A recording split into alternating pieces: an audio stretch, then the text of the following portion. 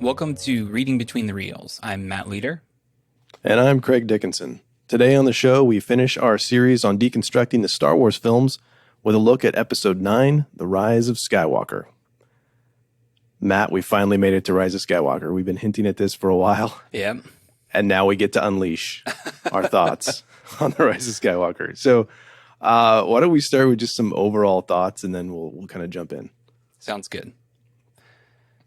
So for me, the first thing that I want to say is that while rewatching this film, a lot of the things that bothered me, and there are a lot of things that bother me, they aren't necessarily related to the actual skill level of Abrams or the people working on the film. And what I mean by that is the editing was fine, the composition was fine, the basic building blocks of kind of what we talk about, like the cinematic language, felt fine. And I kept coming back to essentially narrative problems. And those were the things that truly bothered me. I think this is a well put together movie. I don't think it's very good. And that's kind of what we're going to talk about tonight. And so I really wanted to kind of go through this movie in kind of a narrative order, which we don't always necessarily do. And sometimes it works out that way because we start talking about the cinematography, and sometimes there's something at the beginning that grabs us. This episode, I really want to talk about narrative, the structure, setup and payoff. I was trying to think of an analogy to put this in. And I don't know if, I'm sure this has happened to everyone at some point, where you go to a restaurant with a big group of people and someone doesn't get their food. They're like the last person to get their food when you're in a restaurant, and you're like sitting around and you're looking at everyone else get their food, and you're starving, and you see everyone else's food and you're like, oh, that looks really good. And you keep waiting and waiting and your food doesn't come. And it's like all this setup of seeing all the delicious food that all the other people at your table get, but there's no payoff of you getting your food. And that's what this movie felt like. There was a lot of moments where, oh, that's really cool, I like that. But then there was no deeper purpose behind it. There was no thematic meaning behind it. It was just a letdown. It was just disappointing. And I do have to say, Craig and I have talked about this movie quite a bit just on our own since we watched it. And I have felt pretty firmly that this was a very bad movie from the very beginning. And Craig, I'll let you talk more about your own feelings, but you've kind of had a back and forth relationship with the film. I will say though that this time viewing it, I wasn't quite as bothered by it. It felt more watchable to me. I still noticed a lot of the problems. I still don't think it's a good movie, but I wasn't worked up about how bad it was. I wasn't as emotionally charged, I guess, rewatching it this time. And I don't know if that's just because enough time has passed since that first initial slap in the face in the theater, but it is what it is. What are your overall thoughts? Yeah, I kind of had a similar reaction where I came in going, all right, this is going to be the one that is horrible, and let's just unload on it. And I found myself actually kind of enjoying it. And I think that most of my problems, this is why I'm interested in doing, kind of go beginning of the film to the end, is that most of my problems with the film are at the end. Some of my first thoughts, though, is as I'm looking at this movie and watching it, and the opening crawl comes up, and I'm thinking, first off, why don't we get to hear the broadcast? Because I don't play Fortnite, and that's where it premiered, which is a bizarre thing, in my opinion. Bizarre choice. And you're talking about the broadcast. Could you explain that real quick? Sure. The Palpatine broadcast to the galaxy that, hey, I'm back, right? This is the thing that sets off Kylo on his quest to figure out if this is for real and if Palpatine's out there. And the crawl basically explains his, the threat to Kylo Ren's power, and that's what he's on this quest for, and that's why he goes to Mustafar and find the Wayfinder and whatnot. And so one, like, why didn't we get to hear it? I would have liked to have heard it. And ideally, the best place to hear it would have been at the end of The Last Jedi. And that was like one of my first thoughts watching this time, is how great of a cliffhanger would that have been if we would have had to wait 2 years and go, is this for real? To have that debate. I mean, that's the thing that we had, not so much with the prequel trilogy, but I do remember with the original trilogy was, is Darth Vader Luke's father? Let's wait. We have to talk about this for 3 years. What's going to happen? And just those, I mean, even with, little things like, the year gap between Infinity War and Endgame, there's a little bit of a, well, what's going to happen? Who's going to come back? Who's really dead? Who's not? You have those, the chance for those discussions. But this movie is so disconnected from The Last Jedi. And really, The Last Jedi is so disconnected from episode 7 and episode 9 that I feel like it suffers from not being able to have that. It could have been, it's a small thing, right? We would have had that tweak, that little cliffhanger at the end of 8, just a little bit. Even like, I know Star Wars doesn't typically do post-credit scenes, but something like that, just to kind of let it linger and go, hey, there's something bad out there, and then to build on it, because it just drops you in. And I love the beginning. I think the beginning is great. Watching Kylo go through and just slicing dudes up in Mustafar. Again, I wish they would have been more clear that it was Mustafar. Like, really, you have to find that in some of the supplemental material. But it's a great, I mean, the cinematography in that first scene, even in slow motion, is phenomenal. And I love the little callback to, it's very much an Indiana Jones thing, right? Where he finds the map. The Wayfinder is essentially a map, and then it does a jump cut to his starship going through the void trying to get to Exegol. And all that works for me. But I'm like, if only you would have seeded that a little bit before, I think it would have been much more powerful. And I think that's really interesting because it seems clear to me now that this trilogy was not planned out before, and it was not, or if it was, there was miscommunication, there was mishandling somewhere in between 7, 8, and 9. Like, it feels very disconnected and disjointed, like you were saying. And it's so frustrating to get something that really should be a very important part of a lot of people's kind of, cultural lives. And it kind of feels like it got fumbled a little bit. Yeah. I another thing with that very same point I had was that, Poe, the relationship between Poe and Finn, and the chemistry between those two actors, between Oscar Isaac and John Boyega, is great. Like, I love those guys together. I would have liked to have seen those guys more together. And I would have liked to have seen them with Daisy Ridley through 3 films. Because they kind of, it's almost like a shorthand that they want you to have understood, right? When they show back up after the light speed skipping thing, which we need to talk about and come back to that in just a second, is there's clearly a relationship there. There's a history there, but we've not seen any of it, right? So we're supposed to just, oh, okay, this is kind of how they banter, and this is how they kind of don't get along, and Poe's always angry, and it's kind of these inside jokes, but we're not in on the jokes because we've not been around. Yeah.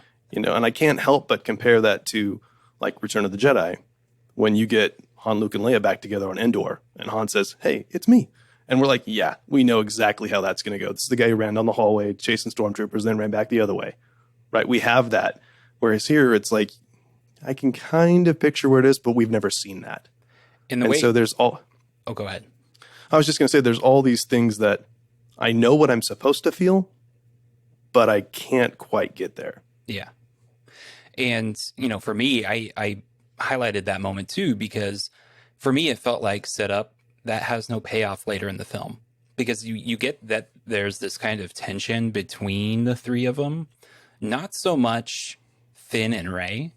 They seem to be kind of close together, and Poe seems kind of distant, and he has that kind of argument with Rey at the beginning, but then that never really pays off in any kind of there's no closure to that. Like, why are they arguing? Why is Poe always upset? And that never comes back up really in the film. They have arguments later on, but it's never resolved. And that's kind of what bothered me. And which is also connected to Finn and his secret that he never ends up revealing, which I want to talk about later. Yeah. But a quick note that I had is I tried really hard in this film to highlight things that I did like, because overall I don't like the film. But it's also frustrating and disappointing because there were things I did like.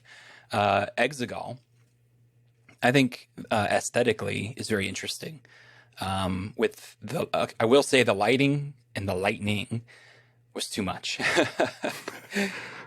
It was just too much flashing, and it got on my nerves. And I will say that this movie, I feel like I have more nitpicks than I do with other films, and I try not to nitpick films, but I'm going to on this one because there were too many of them. It was death by a million paper cuts for me.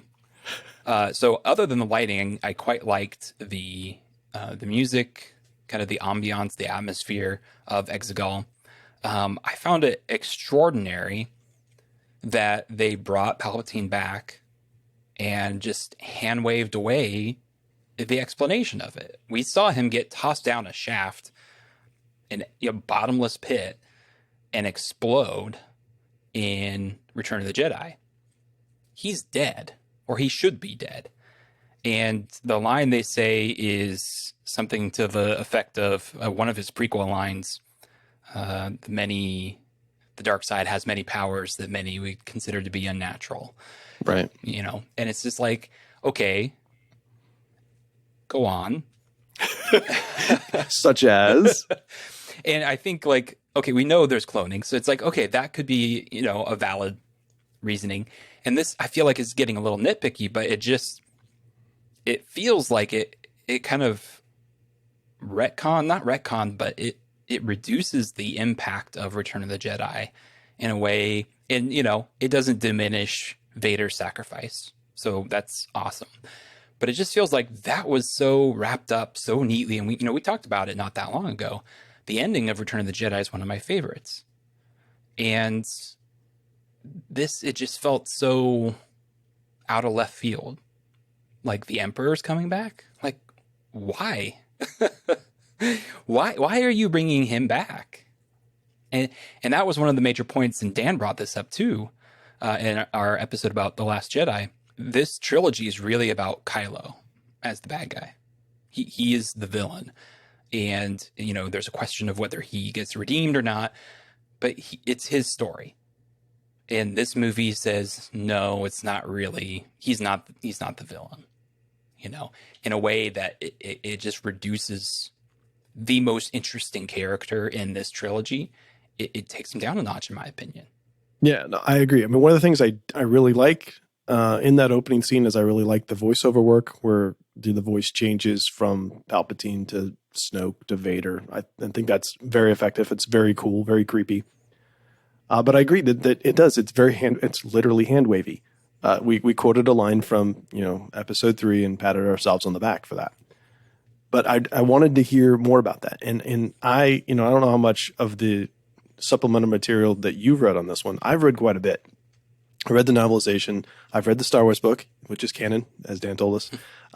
I've read the visual dictionary, just looking for more about how this happened. And it's not there. Literally, at this point, no one has said, here's how it happened. Here's what he did. There's like one throwaway line I shouldn't say nothing. There's a little bit. In this novelization, there's like one throwaway line about him transferring his essence to a clone body.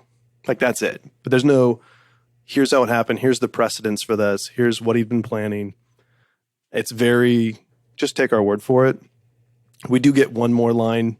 Beaumont Kin, the character that Dominic Moynihan plays, mentioned something about, cloning and the Sith and secrets only the Sith knew and, that kind of stuff. But it's the really same hand-wavy.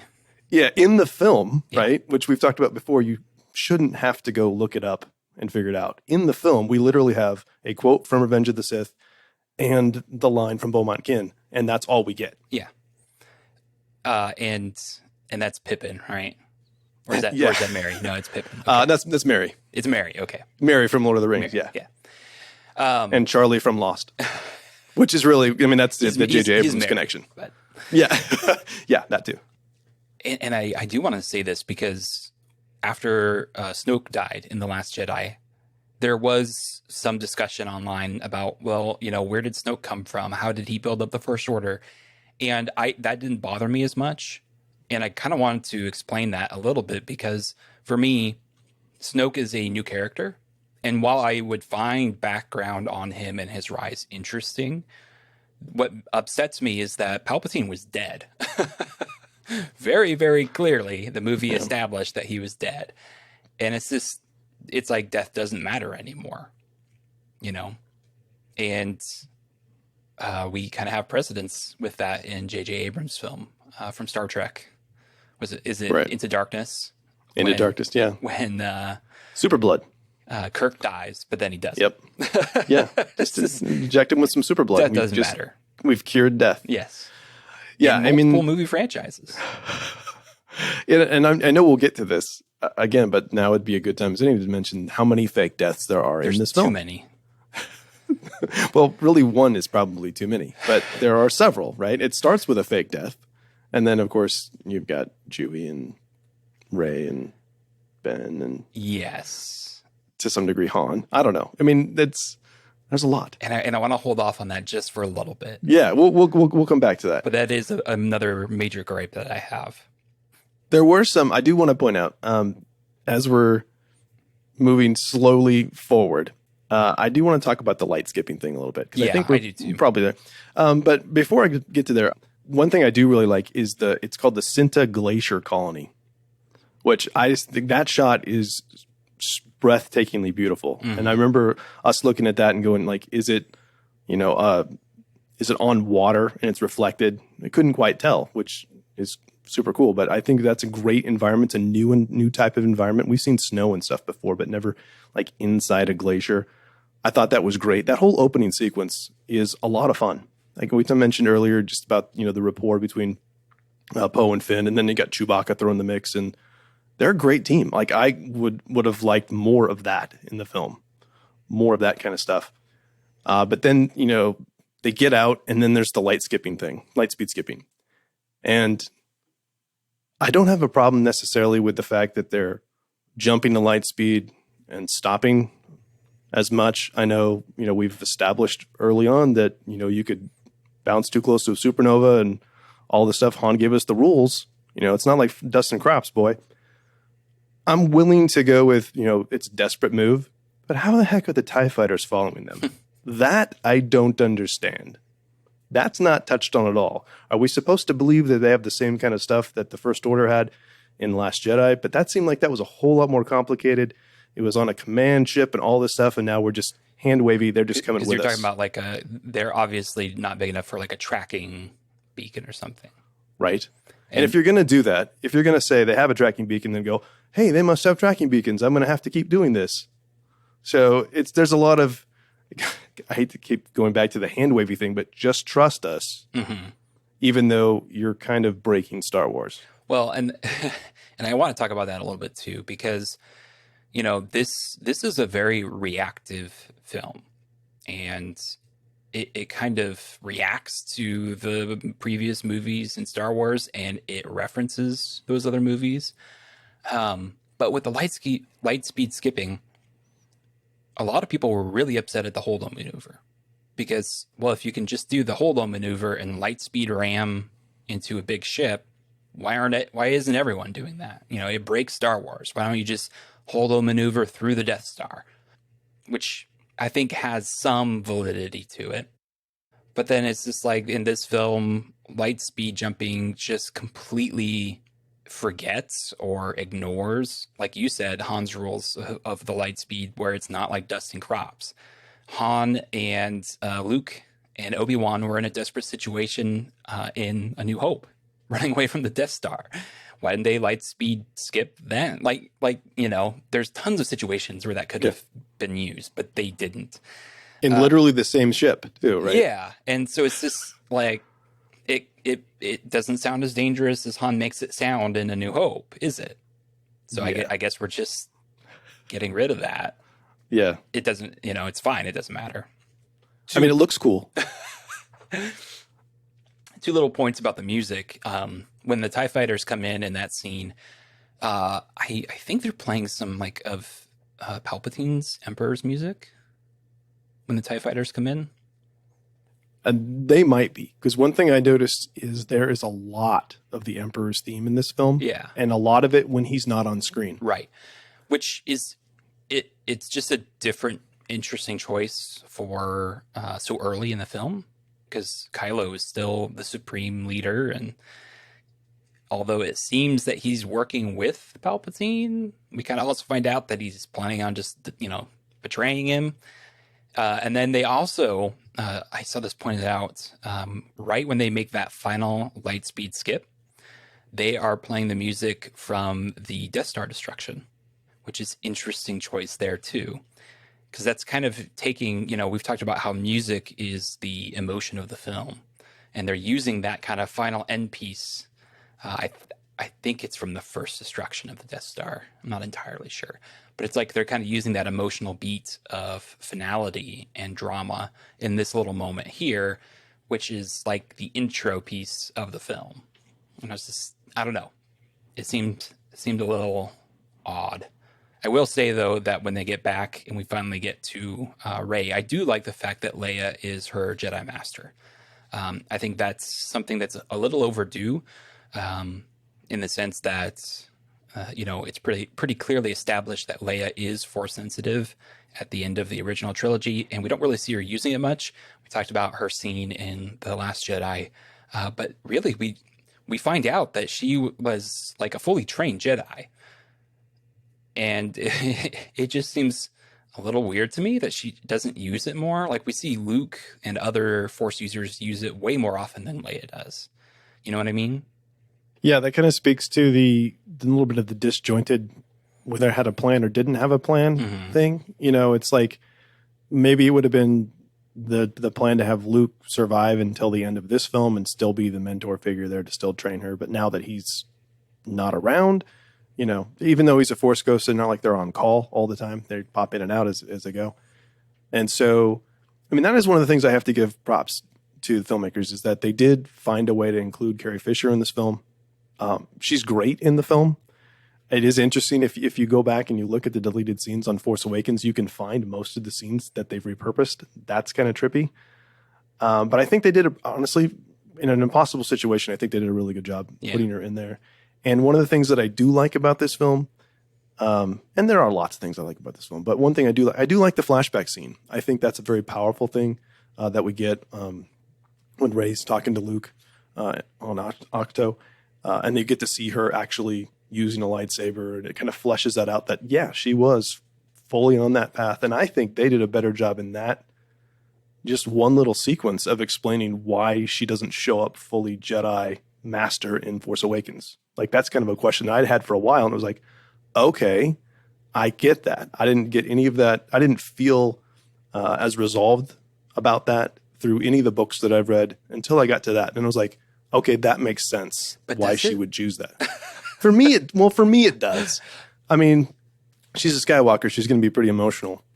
But just, I chose politics over being a Jedi. I'm like, yeah, but why? Well, if I was going to, my kid was going to die. Okay. We've seen Anakin make huge, this person's going to die decisions. So yeah, that kind of worked for me. It doesn't work for me. See, I do agree that I love the flashback right up until that moment at the end when Luke says, yeah, she was on her final day of training and then she gave it all up because she had a vision that Ben would die. And that seems really weak to me. I don't know. It isn't there a line in the movie where it talks about how like Jedi face their fears? Doesn't Luke say that?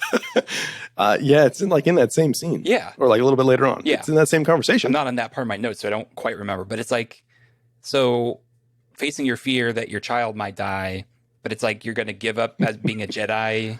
It seems like you're not facing your fear. Like, I feel like a good master would be like, no.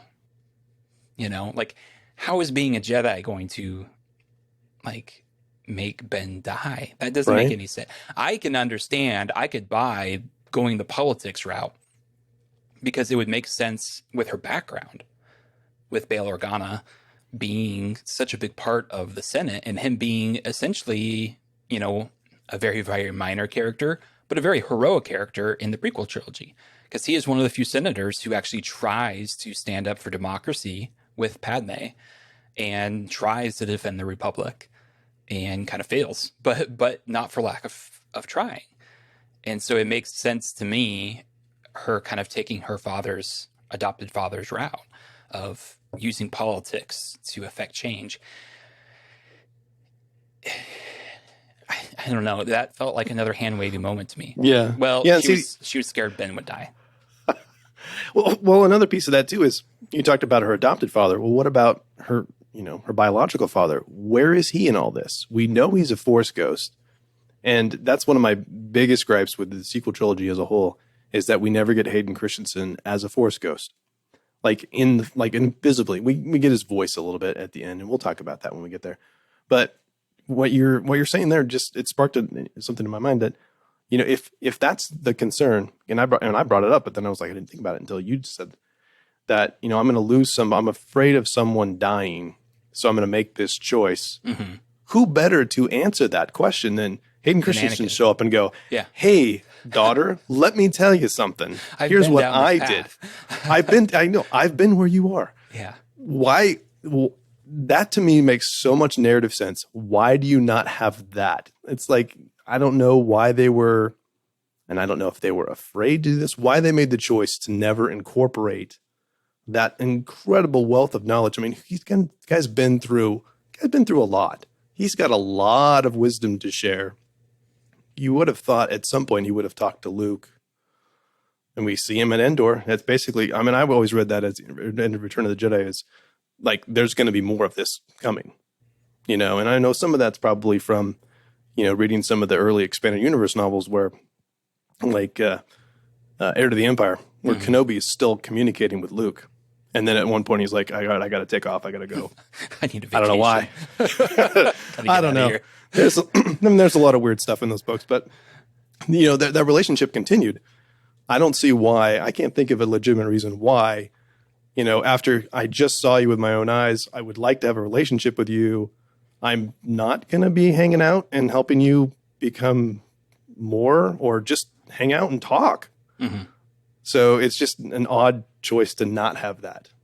Yeah. I mean, as fan servicey as this movie is, and it's very fan servicey, that would have been something I would have liked to have seen. Yeah. I will always forgive fan service if it is motivated by the characters or by the story. And I feel like that would make a lot of sense, what you're saying, having Anakin come in and say, I've been down this path. It's not, and try and teach that, kind of like how Obi-Wan does as a Force ghost, and Luke. One of the lines I really did like, and again, I tried to find the nuggets that really stood out to me as things I did enjoy. Rey says the line that I will go, it's what you would do, when she's talking to Leia about going to find the Sith Wayfinder. And I thought that was just like a really good line. It shows a little bit of character. It shows that she has a relationship with Leia and that they have kind of gotten to know each other. So I thought that was really nice. But speaking of lines, I think it is a travesty that Mary has more lines than Rose in this movie. It blows my mind that they basically relegate Rose to an extra. Yeah. Like you would barely know who she is if this movie was what you were going off of. She was a major character in The Last Jedi. Yeah. She had her own leitmotif. I mean, that's not a small thing. No. But here's what really bothered me this time around is in the few lines that she does have, right?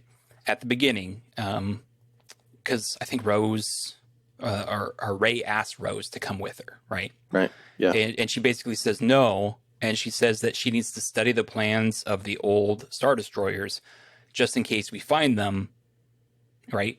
Meaning like she's going to look for a weak point. That's more of that setup I mentioned at the beginning of the episode that has no payoff. And the payoff was there. Right. Because Finn and Janna are on the Star Destroyer and they essentially take out the lead ship. That setup was for Rose, I feel like. Where it's like she studied the plans to know what to destroy and what to blow up.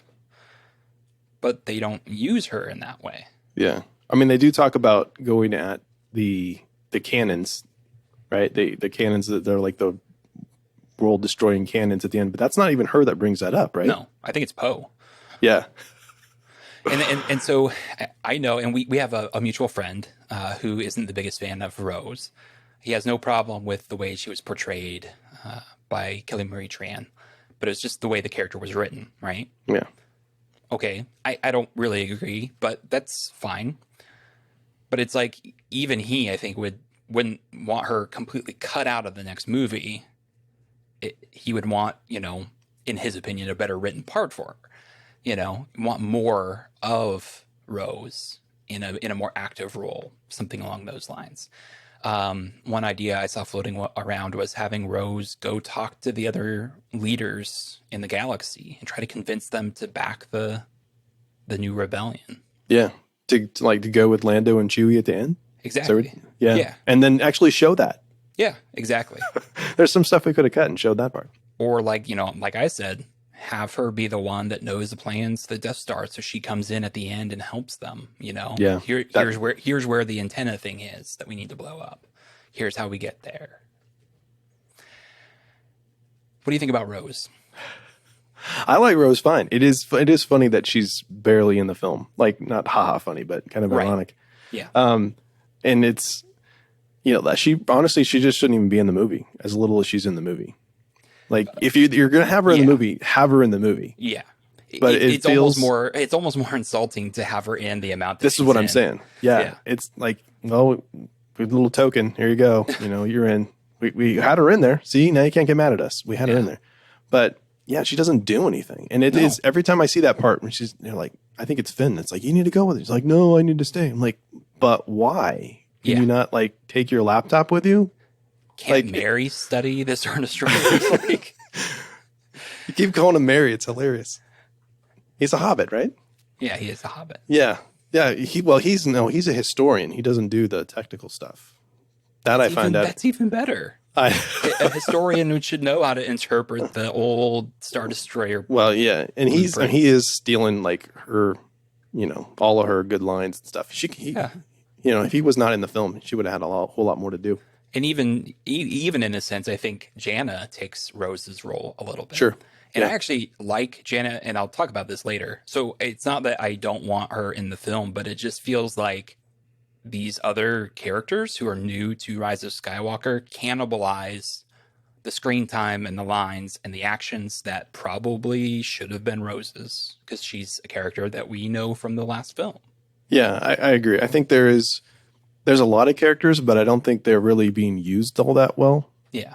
That's one thing I was going to bring up earlier too is, there is a novel that's set in between Last Jedi and Rise of Skywalker, Resistance Reborn. And it's not very good, in my opinion. And one of the things the biggest problems I had with it is that Rey is barely in it. Like, they didn't even address the whole, well, how is Rey going to be, her burgeoning Jedi-ness? How is that going to happen? And her getting to know, her and Poe, that relationship, we talked about that a little bit before. Getting even to see that in print, that kind of headbutting thing that they seem to have in this film, that's not in the book. So even if that would have happened, and it was released before the movie too, it would have been, if I had read that before, then it would have been, okay, yeah, this is the relationship that I've seen. This is that same evolution of that, but it's not at all. So just another, I guess I'm just kind of piling on a little bit at this point. But, having a whole myriad of characters and giving them equal things to do, equal screen time, the only thing I can think of right now is, say, in an Avengers movie. And as much as Joss Whedon has several issues, he did a great job in the first Avengers movie of giving everybody something significant to do where you were invested in them. Everybody had a moment to shine. Yeah. And you just don't have that kind of equality in this film. No. I mean, and that actually I think is a great example to take a look at. That would be Hawkeye in that first Avengers film. Imagine Hawkeye with the amount of lines and screen time that Rose had. He'd barely be in it. He wouldn't even really be an Avenger, would he? So yeah, I actually think that's a good example. So do you want to just go ahead and move on to, we're going to Pisana? We want to move just actually that's exactly what I was thinking. Because I think the festival is fun. It's a cool Star Wars-y thing. The little alien kids are really cute. My wife loves them. A little shout out to my wife because she's listening and she was upset that she hasn't had a shout out yet. But when the little kid comes up to Rey and asks her what her family name is, I feel like that's a little bit of setup as well. And she says, just Rey, which I think is a beautifully thematic line. Because, part of the story here and part of what Abrams and company are reaching for, in my opinion, is this it's this belief that you can be whoever you want to be. There doesn't have, you don't have to be a Skywalker or a Palpatine or whoever, right? You don't have to be Vader just because you're Vader's kid. There's a separation. You are your own person. And I think that line, actually, just Rey, thematically matches up quite well with what The Last Jedi was trying to do. And then they flush it down the toilet later in the film. And we'll get to that later. But I really like that line. I think it's fantastic. And the action and stuff in Pisana, I think, is good. I think a lot of like I kind of said at the beginning, there's a lot in this. I shouldn't say a lot, but the action in the film is just fine. There's nothing wrong with it. I think it's the deeper stuff. I will say I love seeing Lando. I think Billy D. Williams, it's just fun seeing him in the film and kind of having him come back and having him rescue them at Pisana is a fun moment. Yeah, I don't really like the dancing festival thing. That kind of drives me nuts. And I feel like that's the Canto bite for me. Like, you're taking way too much time with that. And I know like they spent a lot of money and like big part of their budget with that. And I'm just like, just don't care. I do agree with you that the theme of just Rey, that whole motif, I think is brilliant. I personally prefer that as well. And if it's kind of a roundabout way to get there, but I do like that they do it. They don't really pay off on that. They kind of think they do, but I don't think they do either. I think that some of the action sequences on Pisana, though, are fantastic. Especially composition-wise. A lot of it's very reminiscent of the pod race, which I think is great. Some of the angles you get, especially like there's a extreme high angle where they're kind of going through the canyon, which very much like you can almost just transpose Anakin and Sebulba through there. I think that's great. I think it's a fun action sequence with even with the jet troopers. They fly now 3 times. I think that's great. I think it's fun.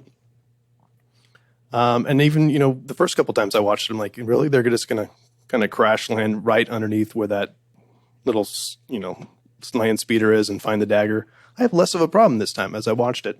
Like, it kind of made sense. They knew where they were going. They were heading toward Ochi's ship. They got directions from Lando. So it's not that big a coincidence that I was okay with it. It's a coincidence, but it didn't bother me that they landed in the same place. They got caught in the same, sinking fields that Ochi did. Yeah. So it just kind of like, all right, we have to have a little bit of a suspension of disbelief. Exactly. Yeah. But I was like, it's not that big of a leap for them to have ended up in the same place. So for some reason, I'd had a problem with that earlier. And this time I was like, I'm good with it. And again, the earlier in the film, the less problems I had this time. I think that's kind of how I felt too, where it's like, it felt like the edges were kind of sanded off a little bit. Some of the things that bothered me didn't bother me quite as much. I will say, though, that there's more setup that doesn't get payoff when they're in that sinking field. And Finn goes, Rey, I have to tell you. And then he sinks. And they bring it up like 2 or 3 times afterward. Yep. At least. And it's like, what are you going to say, Finn? What are you going to say, Finn? And he's like, I'm not going to tell you. What do you think before finding anything else out? What did you think like the first time you saw it? What was Finn going to say? I thought he was going to say, I love you. That's exactly what I thought. That was my first instinct. Everybody thought, because that's what they were doing. and you don't have Rose here because you put her back on Agent Kloss. She's not there, so she's not going to find out. So that seemed to be where that relationship was going. 100%. And then it's not. Yeah. Well, apparently. I don't know. It can't be canon, right? Because this was just an interview that Abrams did after the film. But for those who don't know, head canon maybe. I don't know. For those who don't know, Abrams did an interview after the film came out and said that Finn's secret was that he was force sensitive. But that makes no sense. You mean that he would say that, or that he Yeah, is? yeah. That he would. Oh That, yeah, that no. was what he was gonna. My That's what he was dying gonna wish say is to tell you that I'm force Force sensitive. sensitive. We have something in common. No, I mean, is that what that is? Yeah, and they No, do. They play it for humor twice, and Yeah. that's kind of, if they would have, again, if you follow it up and you actually pay it off, I'm okay with it. That you Sure. play it off twice, and you're like, oh man, And then we never you find just out. didn't tell, but you didn't. Oh, but you didn't tell me. Oh, but then you finally do, and they don't. There is some So- great. There's some funny stuff in the film, though. I do want to point that out. That especially, I think the Pisana thing. There's a lot of funny stuff on Pisana. 3PO is hilarious. Yeah. I mean, I was thinking earlier, like the first thing he does when he just rambles on about the festival, which, see, that's me, that's perfect, because he's just like, it's got all these candied sweets and the colorful things, and I'm just like, I'm bored, I don't care. And then they all look at him like they don't care, and then he turns around like they're not looking at him, is brilliant. Yeah. And then when they fall down and he's like, well, he didn't say my name, but I'm okay. Yeah. Oh my gosh. I completely agree. 3PO is golden in this movie. And Unintended. he is truly funny, and I never would have expected. He's my favorite character from this movie. I don't think he sets a foot wrong the entire film, and 3PO has never been one of my favorites. I mean, there's nothing wrong with him, but he's genuinely funny in this movie. Yeah, and you know what? I was, the fact that you said genuinely funny is funny to me, because I think the fact that he is so genuine is what makes him funny, because Yeah. he is completely unaware of how silly he is. Yep. Right? He doesn't know that they're staring at him. He doesn't know that. Yeah, we didn't ask about you because you're a robot. You know, it's the little things like the Babu Frick thing. He's one of my favorite. He's one of my oldest friends. Like, Yeah. that's funny because That is- it's true for him. Yeah. But we have this, 40-year history with him. And we're like, what are you talking about? Yeah, it's a little ironic. I will say, though, that the plot around 3PO makes me very upset. The fact that he can read Sith, but he can't translate it is Yeah. just so stupid. Come on. I would be fine if he couldn't read it. Like, it's an ancient language. The old, the Republic, they didn't want anybody reading Sith. Sure, Right. whatever. Satanic panic of the Star Wars universe. But it's like, you can read it, but you can't tell us. Just enter the coordinates into the Navicomputer and we'll go. Right. You don't even have to say anything. We won't tell anyone that you didn't say that. I'm not sure how you do that, because I don't know. I dumb. guess they could have went and found someone else that could read it. Is that kind of where you're going? Because they use it as like he has it stored in his brain. and Mary then is a they have historian. I mean, go talk to him. something like that. You just didn't. That didn't bug me. I'm okay with that. And that's that might be a nitpick, but it feels very artificial.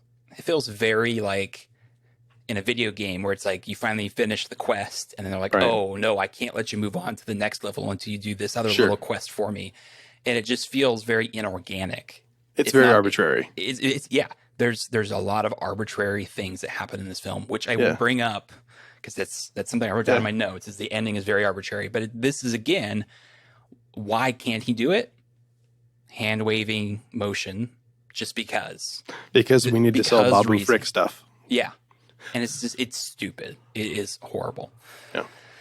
I will say that one thing also in this scene that I really liked is when Rey heals the I think it's called a Vexus. I'm going to check that out here. The big worm. Yeah. The big, yeah. And what I thought was brilliant with that, Vexus, is that, this was released, I think we saw it on a Thursday night, right? And, the Mandalorian had premiered the day before. Yeah, the night before. And so we'd seen Grogu heal Grief Karga. In case we were going to have any problem with force healing, we had already established. I thought that was a brilliant marketing move, where we'd be like, "Yep, I know what's going to happen here, and I'm okay with it because I've already seen it." There's also some of the EU novels, I think Jedi Healer, that take place in the Clone Wars, where there's a Jedi that uses force healing. So for me, that was never a problem. If it was for other people, I kind of get it because you don't see it, but it feels pretty. It feels like a light side force thing. I guess and it's in the Mortis arc too in Clone Wars. Yeah. Where the sister heals Ahsoka, and that's a whole could have happened. Maybe it didn't happen. It was all a dream anyway, but we don't know. But I just thought that I loved the fact that we had just seen it and then we saw it again. And where it was enough of, hey, that kind of works as foreshadowing, even though it's a different story. It's part of the same story that I've been like, I know what she's going to do. Right. I just saw that. So I thought that was clever. Sure. So they get the dagger, and they head up. The Vexus makes a hole. They go back out and they go look at Ochi's ship, and then you have investigating Ochi's ship, and then you have this great music video starts. I guess is what's happening, because all of a sudden the Knights of Ren are on a hilltop with a helicopter circling around. Yeah, which is a great looking camera shot, but it totally looks like an '80s music video. Yeah, Abrams he does that several times throughout different movies of his. Yeah. And it does look cool. So that's also something that we kind of talked about with Last Jedi. That's not a cinematic move in the Star Wars lexicon of camera moves. It feels like a way more modern thing, right? Yeah. That's something that just does not bother me. No, and it doesn't bother me either. I'm just like, I watch it. It is different. Song, it stands out. Yeah, their music is great too. I love their leitmotif. That they didn't have one in the first movie because they were in it, and then we finally get them. And we don't really quite pay them off. Much. But they do look really cool with their music playing. So John Williams does some heavy lifting there, as does the cinematography.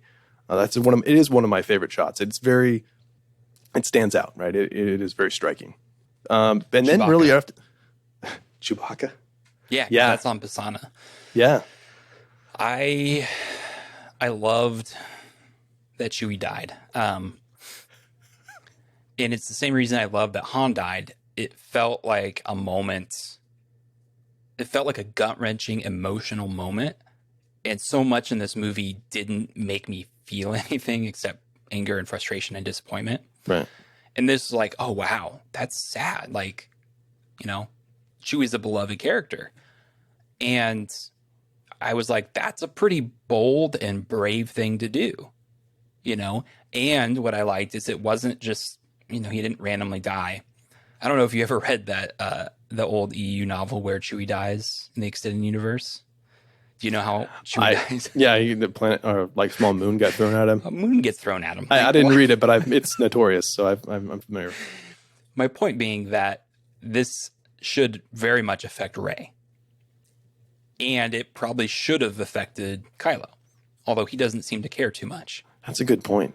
But it's like, you grew up with Han and Leia, who are best friends with Chewie. Like, Chewie should be like the uncle in the family, right? A beloved uncle. Yeah. And the emotion that he seems to be showing is like interest. Like, oh, I didn't know Rey could do that with the lightning. And it's like, that's not the right emotion. That's No. Like, you should be upset that Chewie died. Like, even though, because he clearly has issues with Han, right? But he does love Leia very much. And I feel like Chewie is that lovable person who would kind of be in between Han and Leia for Ben, right? Where it's like, if he can't go to his dad, he could go to Chewie, and Chewie would understand that kind of thing. Now, I'm reading into that a little bit, but I just feel like you just don't care, nothing. I will say that until you said this, that I had not even considered the fact that they had a relationship. Yeah. And that is wrong, because we know they did, because regardless of, Han and Leia's relationship, which we know breaks, but it happens after Ben turns. We know that too. Right. But Chewie's with him all the time. Yeah. So you know that Chewie was in their life. And he was in Ben's life. We know that. And so for that to be, and there's another scene, later on I will talk about when Wedge shows up. There's a similar thing where if you're paying attention, like, these character relationships should feel a certain way, and they don't. And that is a missed opportunity. And it's also, again, you're kind of breaking Star Wars, or at least you're not. See, one thing I always like with movies and TV shows is you're rewarding me for paying attention and being invested. Yeah. And if I'm looking for the payoff because I'm in paying attention and I'm like, okay, I see what, and then it doesn't happen, I'm like, do you not care about this stuff as much as I do? Or are you just lazy, or did you forget? I'm not sure which. Because it doesn't feel like it would be, we could go this way, but we're going to choose not to. Mm-hmm. So. And I do feel like this is, I feel, a true nitpick. It feels odd to me that Rey ends up doing lightning. Like, it would make sense for the ship to like pull apart, pull in half, because they're both pulling it, right? Yeah. And that nitpick, because it's like, okay, ultimately, who cares? But I feel like that's one of their big setups for she's a Palpatine. Yeah. And it's not. Well, and I will say a couple things about that. There's no reason why any Jedi couldn't use lightning, right? No, there's not. If they wanted to. It's, the way I would always read it was it would be something. We actually talked about this when we had our end of the year discussions, that it came up about it being an ability that you'd have to learn, right? And then, because it was like, why doesn't Vader use it? And maybe he can, maybe he can't, maybe he never learned, whatever. But it doesn't seem like it would be something that's hereditary, is I guess kind of where we're going. Yeah. But I will say that when the lightning bolt happened, that sitting in the theater, my first thought was, oh crap, she's a Palpatine. So whether or not it's lazy screenwriting or not, that caused the reaction in me that they were probably hoping for. Mm-hmm. I will also say that the sound effect of the Force lightning was the one thing that really stuck out when I was looking for sound in this one, that it is visceral. Like, it is loud. It is a different sound in this film than it is in either Return of the Jedi or Attack of the Clones when Dooku uses it. It is way more powerful, way more violent. And it does feel like it just ripped that, it's just rampant destruction. But it did work on me, I guess. Like, the emotional reaction, I had, oh crap, she's Palpatine. I will say too about that scene that it did really feel like a cheat that there was a second ship. The first time I saw it, in subsequent viewings, I've been able to see that there is another ship there, and that it is a little bit of a red herring. That you can see that they didn't cheat. At least, with the cinematography, they didn't cheat. Emotionally, that's a whole different ballgame, which we should probably talk about as well. So we've talked about this before, that really it's less of an issue that Chewie doesn't die, as opposed to the issue that we find out very quickly that Chewie didn't die. Yes. Right. And again, I will say this, that it depends on your audience, because when I watched the film the second time with my wife and my kids, my wife looked at me as soon as Chewie, quote unquote, died and said, did Chewie die? Because if he died, I'm going to be mad. And I had to say, no, he's not dead. Oh, okay. And then she breathed a sigh of relief and could enjoy the rest of the movie. So I know there's at least a subset of fans that would be. I'd say you were spoiling it for her, but we know it gets spoiled for everyone. Like, it's like 2 scenes later. Yeah. Yeah. They could have let that, like, if you're going to have that come back, then you could wait a long time. You could wait till Exegol and have it happen there. And that's what's stunning to me. And I don't particularly like how Rey finds out that Chewie's alive. It also feels very arbitrary that she suddenly senses him. And I was like, well, if she can sense Chewie on Kylo's ship that's way up in the air on Kojima, right? Couldn't she sense that his life force was still there when it's like the same distance on Pisana? You know what I mean? Yeah, probably closer. Yeah. But then I was thinking, like, okay, if I'm being generous, maybe she's very emotional, and she was told by Finn that Chewie was on the ship. So right, she just went with that. And then emotionally it clouded her judge. But it's like, again, it doesn't quite fit together. So speaking of Kojima, right? Oh, Kojimi, yeah. Kojimi. Yeah. I don't like Zori Bliss. I don't like Kojimi. I don't like Babu Freak. Oh, Matt. Whoa, watch your tongue. Bite your tongue. He's fine. He's a fun part of it. Yeah. But again, it's part of this. It starts adding up, all these different characters and all these things that, like, ultimately he's cute, but I don't care about. He's not really a character. He's a fun part of the, you know what I mean? I do. Where it's like, it's not like he has depth to him. No. So I'm fine with him in there. He's fun, but it's like, I don't really care about him the way I care about the main characters. And that, I think a lot of movies have those kinds of things, so it's not like a problem.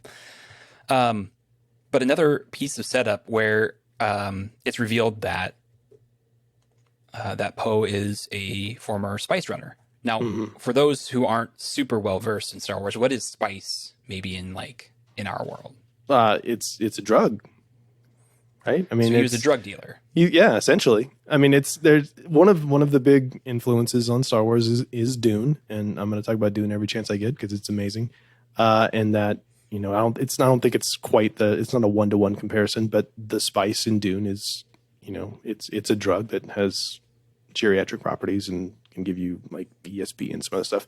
I don't think that's what it is in the Star Wars universe, but it is a drug. And so, yeah, you have him as a drug dealer, which, Finn should be a lot more upset. Not just a smuggler, he's a drug dealer, a drug runner. Or at least a spice runner and smuggler, right? Yeah. I didn't know that about Dune, that the spice gives you ESPN. No, not the network. Extra that was a it's a whole other stuff. That was a Mean Girls reference. Oh, much better film. So, okay. Than this one? Yeah. Okay. So putting aside, because I think some people have kind of brought up the fact that being a spice runner might not be the most politically correct thing. Just setting that aside, just talking about it narratively, it doesn't matter. Like, it doesn't come back up. Like, there's a moment where he hotwires the thing on Pisana, right? Which is the quote unquote setup for this reveal. But then there's nothing that happens with this. He never uses that knowledge again. It doesn't affect any of the characters' choices, and it doesn't affect any of the way that Finn or Rey see him. Like, they make little jokes about it, but it doesn't change how they think about him, right? They treat him exactly the same. I'm not a screenwriter. I don't write movies, but I just feel like this is, again, a missed opportunity for a payoff when Lando comes back. Why not have Zori Bliss and Poe's other, old crew of the Spice Runners go out into the galaxy and recruit people and have them show the way through the red goop at the end to come save the day. It's like there's no payoff to the fact that he's a Spice Runner. It's just thrown in there. Yeah, I think you bring up a good point too about them not really looking at him any differently. You have that one line, which is played for laughs, and I think it's funny. Yeah. You were a stormtrooper, you were a scavenger. We could do this all day. I think, that's funny, and I think you also have a little bit with J.J. Abrams. You have now I brought another one of my favorite actors into the film. That's where you have Zori Bliss. They have Kerry Russell from Felicity, which makes me angry that we didn't get Jennifer Garner somehow from Alias in this. That aside, with consequences, with his past coming back to haunt him, I think would have been a really interesting way to go. You could have gone the way like we saw with Empire Strikes Back, with Han and Lando, where Zori Bliss or somebody turns them over to the First Order. That would have been an interesting way to go. Or even see like with Han and getting taken by Boba Fett back to Jabba the Hutt, where there's these consequences to these actions that your past catches up with you. That is not something we're interested in this film, unfortunately. Well, and I do want to clarify that I have no problem with Kerry Russell, right? And the way that she portrays Zori Bliss. It's just the way that Zori Bliss is used in the film from a narrative perspective. There's that moment when, like you said, it's like, is she going to turn them in to the First Order? And then Rey beats them all up. And then Zori Bliss looks up at Rey and says, "Not that it matters, but you're okay." What? That is so stupid. Yeah. It's like she was about to turn him in. Yeah. She obviously has mixed feelings about Poe, from the whole movie that we get that. But at the moment, it's like she's ready to blow his brains out. She literally says that. Like, "I want to see your brains all over the snow." That is a very aggressive line that you say to someone, and not without reason, right? And so it's like, what happened to make her change her mind? It's one thing if you see someone and you're like, "Ugh, this person again." it's another, to go up and be like, I got a gun to your head. I want to see your brains all over the floor. Going from that, she gets hit with a stick, and then she's friends. Makes no sense whatsoever. That's what I don't like about it. Yeah, and to pile on with that, earlier he says, we got to talk to Babu Freak, and he's like, he only works with, I forget the term, right? He only works with those of us that are in this guild, the or crew or something. the crew or what have you. Yeah, the crew, I think is what she says. And you're not that anymore. And then, she gets knocked down, and then it's like, okay, now I'll take you to Babu Freak. And I don't get the sense that it's if we don't, do our job, then First Order is going to wipe all of us out. Well, I can't have that happen. I'm going to make sure I help you because I don't want my planet to be destroyed. I don't see that. And even that would have been a way to go. Okay, greater good, enemy of my enemy is my friend. Right, that kind of thing. And then when they finally get to Babu Freak, there's a line. Well, I should also say that I felt like there was some setup there between Zori Bliss and Poe. There was obviously some kind of personal vendetta that Zori had against Poe. We never find out what that is. We never find out how he left the crew, what he did to make them so mad at him. None of that is revealed. None of that's paid off. And that's kind of seeded where it's like, oh, maybe this is important.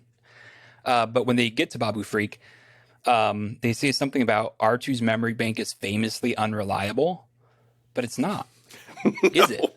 No. He knows everything. He's like the only character who's been in all the Star Wars films, right? Yeah. And essentially remembers everything. Am I wrong there? No, I don't think his memory ever gets wiped. No, he remembers everything. He knows the entire story. In fact, there's, and I can't remember where I heard this, and I don't know how canon it is, but I want to think it was in a Lucas interview at some point that Star Wars is being told by R2-D2, right? He's narrating. He's telling it to somebody, and somebody's writing it down. He's telling, that's how it goes in the Journal of the Wills, right? It's that he knows everything, and so he tells the whole entire story. And so, you do have, we talked about, the fake out deaths, that you have, well, we could just do this and have R2, and then you have to have somebody say, well, there's a, small chance that R2 won't be able to do that, so there is risk, and so you have to kind of accept that 3PO is gone. Right. And that is exactly it, where it's another fake death, right? But it made me a little mad because it's kind of the punchline or the payoff without any of the setup. Because R2 doesn't have a famously bad or unreliable memory. It's the exact opposite. And it's like, that would totally work if in previous movies that were like a running gag or something, like R2 always forgets. That might work a little better for 3PO because he has his memory wiped once in a while, right? But it's just, again, it's like it doesn't make any sense. The more I talk to you about this, the more I'm disliking the movie. Because I just reminded me of another one. When when 3PO has the thing right before they wipe his memory or do the thing, he says he's taking one last look at his friends, and I'm supposed to feel emotional. I'm supposed to feel a sense of impending loss, and I don't care. Because A, I don't think he's going to be gone, and B, who are these people to him? Yeah, he hasn't known these people that long. He's known Rey for what, 2 years? Finn, couple of years. If we're going in, in universe chronology, he's known Poe for, I don't know, 5, not that long, but we've only known these characters for a couple of years. If he was saying this, to Han, Luke, and Leia, way more powerful, right? It's just like there's a relationship there that I'm supposed to infer. And I think that's throughout this entire film, that most of these relationships I'm supposed to infer how important they are. But you have told me, but you have not shown me. And I will say that I do feel emotional at that line because of Williams' score. But when you think about it from a narrative, connection perspective, I completely agree. We can absolutely agree that John Williams crushes it always. And in this film is no exception to that. That he does do so much of the heavy lifting on the emotions, and he at least lets us know how we're supposed to feel, even if it doesn't work. Yeah. The conversation between Zori and Poe is one of the few times in the film that it actually slows down and lets characters talk and have a conversation. And I don't think it's the best. As an example, there's no talk about really their previous relationship. It's more of an exposition scene with some emotion tossed in, which is better than nothing. But the thing that gets me is the magic skeleton key, the captain's medallion. Yep. Which again is just stupid. Who would make that? Just this unlimited pass to go into any, like, I can understand that for someone like Snoke. Maybe, right? Right. But it's like, who's going to stop Snoke at a security checkpoint? Like, no one's going to do that. They're not going to stop him. So he's going to walk right through. Some random captain can just land anywhere at any time for any reason. Yeah. No, and maybe this is a nitpick. No, it's not. But it's just like, okay, let's say that exists, which is stupid, but it exists. Why would Zori give it to him? Yeah. Clearly she's forgiven him for whatever he did that we don't know. But for what? I don't know. Does he say sorry? I don't think he does. He gives the story about how they were on Crate, and I don't even know if he mentions it by name, but he says, we let out a signal and no one answered. And I guess what I'm supposed to infer from that is that she feels bad about that and wants to help now, but I don't see evidence of that. But I just thought of a way we could make that one, the thing with the captain's medallion a little bit better. Is if when they were approaching the Star Destroyer, if they would have had to have a conversation like we'd see in like Return of the Jedi, and he would have said like, "This is Captain MacGuffin reporting back," that would have nailed it for me. You just say that, right? Just drop in the MacGuffin, and I'm good. And I'd be like, "Wink, wink, nudge, nudge." I told you this was silly, and go with it. But it's like even in Return of the Jedi, like it doesn't work. They have essentially the same thing, right? Yep. But it doesn't work because it's an older code. And yeah, he's like, oh, I'm about to let him through because it's old, but it checks out. And then Vader figures it out. Right? Oh, yeah, absolutely. Vader lets them go. It does not work. That's a good point. Yeah, now, this does, though, somehow. I do really like the line, they win by making you think you're alone. Yeah. I think that's a beautiful line. I think it's a beautiful thematic concept that, although I think is there in the film, it's not set up and not paid off properly, but I think that's what they were going for. And I do think that's a really cool theme that could have been. You brought up the line about the distress call at Crate and how like nobody comes. That I felt like should have been a much bigger part of the movie because he's not wrong. Like they are kind of alone. Right. And so Zori is kind of wrong. Even though I love that line, it's like, no, they kind of are alone. They did ask for help and nobody came. Like you should have hope, but you also can't deny reality. Right. Reality is that no one showed up. Yeah. And so this is where it's like when Lando comes at the end of the film, there's no setup for that. It's Deus Ex Machina all the way. And I can't even remember if they actually say that Lando's going to go recruit people. I think they do. They do. Yeah, that's part of the thing after Poe and Finn are established as generals and they're given the plan and they say Chewie and Lando are going to go do this. But how does Lando manage? Like, where did that come from? Exactly. So you could have had it in that scene, which we'll get to, or this scene to say, now that, the legend of Luke Skywalker, now that Luke showed up, somebody referenced that. Zori could have said, yeah, but I heard that on Crate, Luke Skywalker showed up and faced down the entire First Order. And how cool was that? Right? Just reference, because we have to, that's the only thing that's different. Mm-hmm. Right? Before Luke shows up, nobody's answering. Yeah. After Luke shows up, everybody's answering. Yeah. And even if that's not the reason that we've established in the canon, how cool would it have been if it was? Like, you made that so powerful. He's inspiring. He's the legend of Luke Skywalker, which we even see alluded to at the end of Last Jedi. But it's not paid off. It is canon. Yeah. Yeah, exactly. It is canon because, like you said, it's alluded to at the end of Last Jedi. The little kids know the story. Right. The story's gone out. So something like that. Hey, we showed up and we've answered Luke's call, or something along those lines would have made that last scene so much more powerful for me that we were like, yes, we've acknowledged that there was a previous movie to this one. So we're still on Kijimi. And I'm sorry, one last thing. I got to throw no, this in there. go for I it. love Red Eye 3PO. I just think it's really cool. That's it. Okay, cool. Yeah, it looks good in the trailer too. So we have, before we get off Kijimi, we have. Well, actually, no, that happens later. Now that I'm thinking about it, because we have the Knights of Ren come down and Kylo with his new mask, which I can't figure out, or his reforged mask, what the legit story reason for that is, other than it looks cool and will sell merchandise.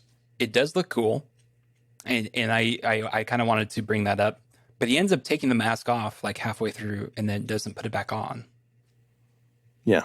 So I was going to ask you if there was a story reason. Well, only thing I can come up with is that you have him establishing, like he not rejoins, but he brings the Knights of Ren together and like kind of reestablishes his connection with them. I guess that's what we're supposed to get from that. You have that weird monkey creature, making that takes me out of the film a little bit. Planet of the Apes. Yeah, he's got pointy ears though, so it's different. Okay. Yeah, right. So he reforges it and kind of reestablishes that part of his identity. And again, we talked, in the Last Jedi episodes about how he's continually trying to figure out who he is. And so I can go with the fact that he's still trying to figure out where his place is with all this, especially now that he's had this encounter with Palpatine, that he's trying to reestablish this part of his character, that he is, his name is Kylo Ren. So like I can, even if I'm not Supreme Leader, now that I have this other rival to this position, I still have this. So maybe that's partly where that's coming from. But then he does take it off. So, I mean, we'll get to that, I guess. But they come down to Kijimi looking for our friends, our heroes, and they've gone, right? They're up on they've used the captain's medallion. And then you have this lightsaber fight in 2 different locations, which looks extremely cool. I'm more comfortable with it now after your discussion about in The Last Jedi about the rain. Like, I really do feel like there's a logical extension of all this stuff. We also saw on Pasana that he grabbed the beads from her, right, and that's how they were able to track them down. So it's not just out of nowhere. There is a logical through line for this to be happening. Yeah, I feel like that's in speaking about the helmet too, I think your reading of it, I think works. It's not like a major part of the film, the helmet. But when I was first watching it, it felt like a slap towards Rian Johnson. Not that I think Abrams did that intentionally, but it felt like, no, I like the helmet. I mean, he's going to make it and put it on again because I like the helmet kind of deal. And, but like right after, this feels like a very logical progression from The Last Jedi with the drops of rain, the small touch of the hands, like there are small jumps. And this feels like the most natural and smoothest transition from The Last Jedi into this film that there is in the entire movie. Yeah. So they did, the filmmakers did watch The Last Jedi. That's at least once. Proof. At least once. They saw that and thought it looked cool. So they go back up. The first, or Kylo Ren and Knights of Ren go back up to the Star Destroyer. We have some funny stuff up in there with 3PO not knowing who he is, his first starfight or his first laser battle and all that stuff is funny. You have again Poe and Finn, and they get captured, right? And we have what were you going to tell me? And what were we going to tell Rey? And then they play that for laughs. Again, he doesn't tell him, which that's a really silly situation because you really are going to die. Like, you literally don't have any more time. I wonder if they just didn't know. Like the writers. We don't have we'll fix it in we don't post. know yet. So Yeah. so we just won't put anything. Yeah. And that would have been a good time to find out. Like, they could have just marched them in where Chewie was at and then like gonna execute them all together. That would have been a cool time to find Chewie. Mm-hmm. Yeah. Right? Oh, hey, Chewie's here. Hey, you know what? It's always darkest before the dawn. There you go. It's like that. It's like that moment when in Return of the Jedi, when like Han and Luke they get back together and like, oh well, Yeah. we're gonna die, but hey, at Yeah. least we're together. How we doing? Same as always. Exactly. That would have been great if they would have. Oh, if they'd have thrown that line in, that would have been fantastic. And then you have. I'm make sure. I don't know if I'm doing this out of order, but it doesn't really matter. We get the reveal that Hux is the traitor, which I love. I I think hate that it so much. I think it's great. I think that they. Please tell me. Okay, well, I just Convert think me. that Donald Gleason he plays the weasel so well that I just, his character he's not playing the same character they did in Force Awakens. Let's be real. He's pretty close to what he was in Last Jedi. But I just love that he plays him like an entitled brat, which he kind of is. I mean, he's like way too young to be that high up in the First Order. And we know if you get into, and this is one thing that I will say, like in the expanded material, in the canon material, like if you've not read the Phasma book, read the Phasma book because it's really good. Have you read that? I don't think you've read it. I've actually read most of it. Yeah, I so put it down for some reason, but I love Delilah Dawson, the author. right. She's really good. So I have actually read a good portion of it. Got a lot of stuff. I mean, he's in it a little bit because it's a frame story, right? His dad's in it a lot, which I have to picture Brendan Gleeson because that's kind of the way he's described, and like he'd just be awesome to have him in Star Wars. And then you get the end, and I don't want to spoil the end for you, but you get a little bit more about how he is in power, right? He doesn't deserve it. Essentially, is where I'm coming from. So the fact that he's kind of plain general more than is a general. So tell me why you hate it. So I will say that I completely understand where you're coming from. I think Domhnall Gleeson is one of the best actors in the film. I think he's fantastic, and he absolutely nails that role of as you describe Weasel. Totally see where you're going with it. Completely agree with it. Two reasons I don't like that. Number one is he has that line where he says, I don't care if you win. I need Kylo Ren to lose. And that's kind of his motivation for turning rogue, becoming a spy. But it kind of, again, feels out of nowhere. Like there's no setup for Hux to be the spy. At no point in The Last Jedi does it look like he's wavering to maybe become turncoat. I would totally buy him betraying Kylo Ren if he saw the opportunity, right? But there's, I think, a difference because we even see that in The Last Jedi where he like pulls a blaster out like right at the end, and it looks like he might be trying to kill Kylo, but then he notices him wake up and he like sticks it away, right? It's awesome. So it's like I could clearly see him doing that. I don't know if I see him helping the Resistance. That I think is a bridge too far. Because I could see him trying to weasel his way into more power in the First Order. But he, like, to turn traitor like that, he's essentially burning down everything that he helped build. You know what I mean? Yeah. One thing I do think that's interesting about Hux, though, is that we do have, we have a new character in this film, Allegiant General Pride, played by Richard E. Grant, who, to me, that's another reason why I think that, his betrayal makes sense, that I think he feels passed over. That between that and Palpatine coming back, especially because we know that there's a connection between Pride and Palpatine, that Pride has been one of Palpatine's guys before.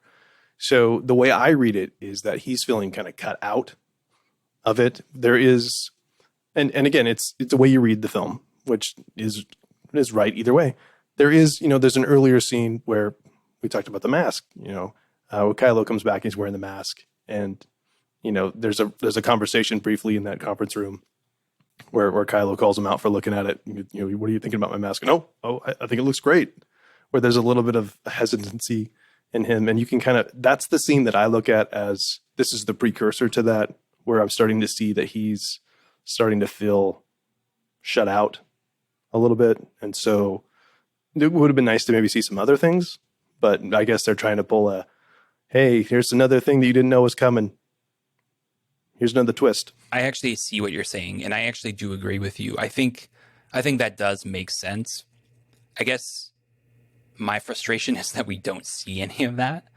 We don't see Hux being frustrated by being passed over. It's implied with General Pride, but we don't see Hux like doing anything about it really. Yeah. Like he has a couple looks and but he doesn't say anything about Pride.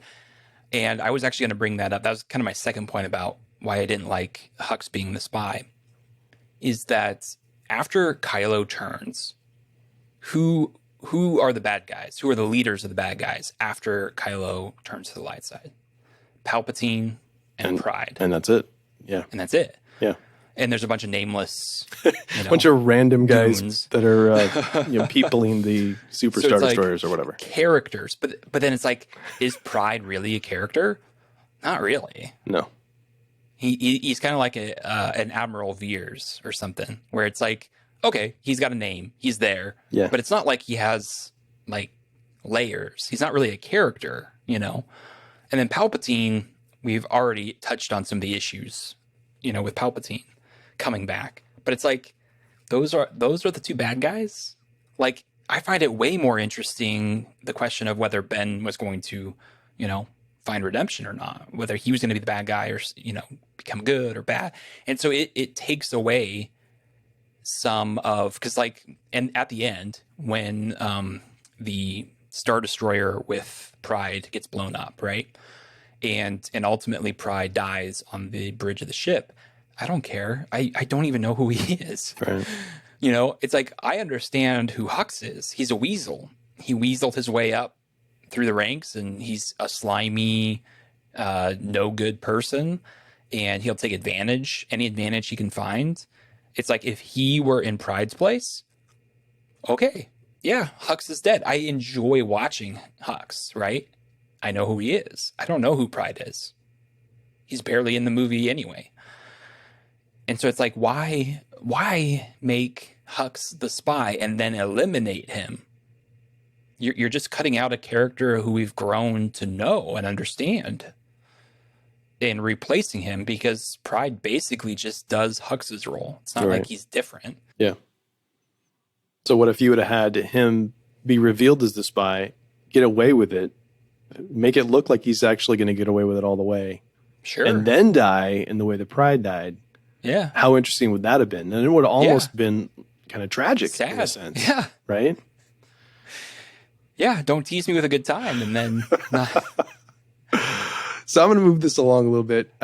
We get to the hangar bay, which I think cinematography is great in that. I love that they have that bird's eye view shot where you get to see the surface of Kijimi outside. We can kind of get an idea how far up they are. I think that's great just for kind of establishing like the physics of the part where Rey jumps out through the window there. Mm-hmm. And she's still kind of in atmosphere, and so it kind of makes sense that she wouldn't go flying up or whatever. For me, that just physically just made sense, and I thought it was kind of a cool shot. We hadn't really seen a shot very much like that before. But in that scene, we have the conversation where Kylo says, "You're a Palpatine," and that drives you nuts. And oh yeah, it's so dumb. Yeah. So that's all he has. It's dumb. I'm flabbergasted. It feels like they were going for this big twist, for this big reveal. And also I think thematically they were going for this, and I kind of already said it, where it's like, your family doesn't determine who you are. It doesn't determine your destiny, which I think is fine. I just don't think it was executed well. I think if you're going to have Palpatine, and you're gonna have Palpatine return, and you're gonna have Rey be a Palpatine, you got to plant those seeds way earlier.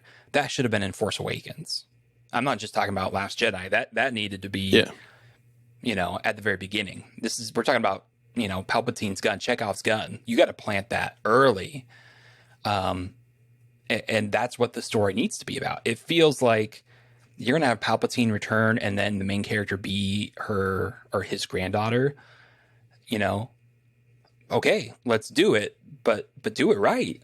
One movie was not enough time for that story to breathe and to have the emotional resonance that it needed. The fact that Palpatine has kids just strikes me as weird. Well, I can help you with that because like his quote unquote son is a failed clone. Okay. So that might make So you he a didn't little have bit a girlfriend. No, it can make you a little bit more comfortable on our family free show that he had a clone, and that's where the son came from.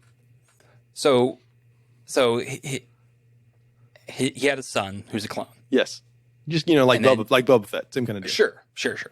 And then Palpatine sends his clone son off to boarding school. I think he just like banishes him out. Like he doesn't want to see him anymore. He's like because the way again, I'm trying to remember where I've picked this up from. Somewhere in the supplement, Hogwarts, where he meets his future wife. It's just, I think it's in the novelization. You're actually. a Jedi, Harry. He doesn't have force sensitivity. That's why he's a failed clone. Is that you have to be like to be the perfect Sheev receptacle is you got to be able to use the force, and this clone could not, and so he was like, "You're out of here." Why doesn't kill him? I don't know. He banishes him. I still like the boarding school. I think that should be a comic. I think that would be great. So he meets his future wife, and we don't get names for any of them. Yeah. Or maybe in the supplemental material, but in the movie. Right. Not in the movie.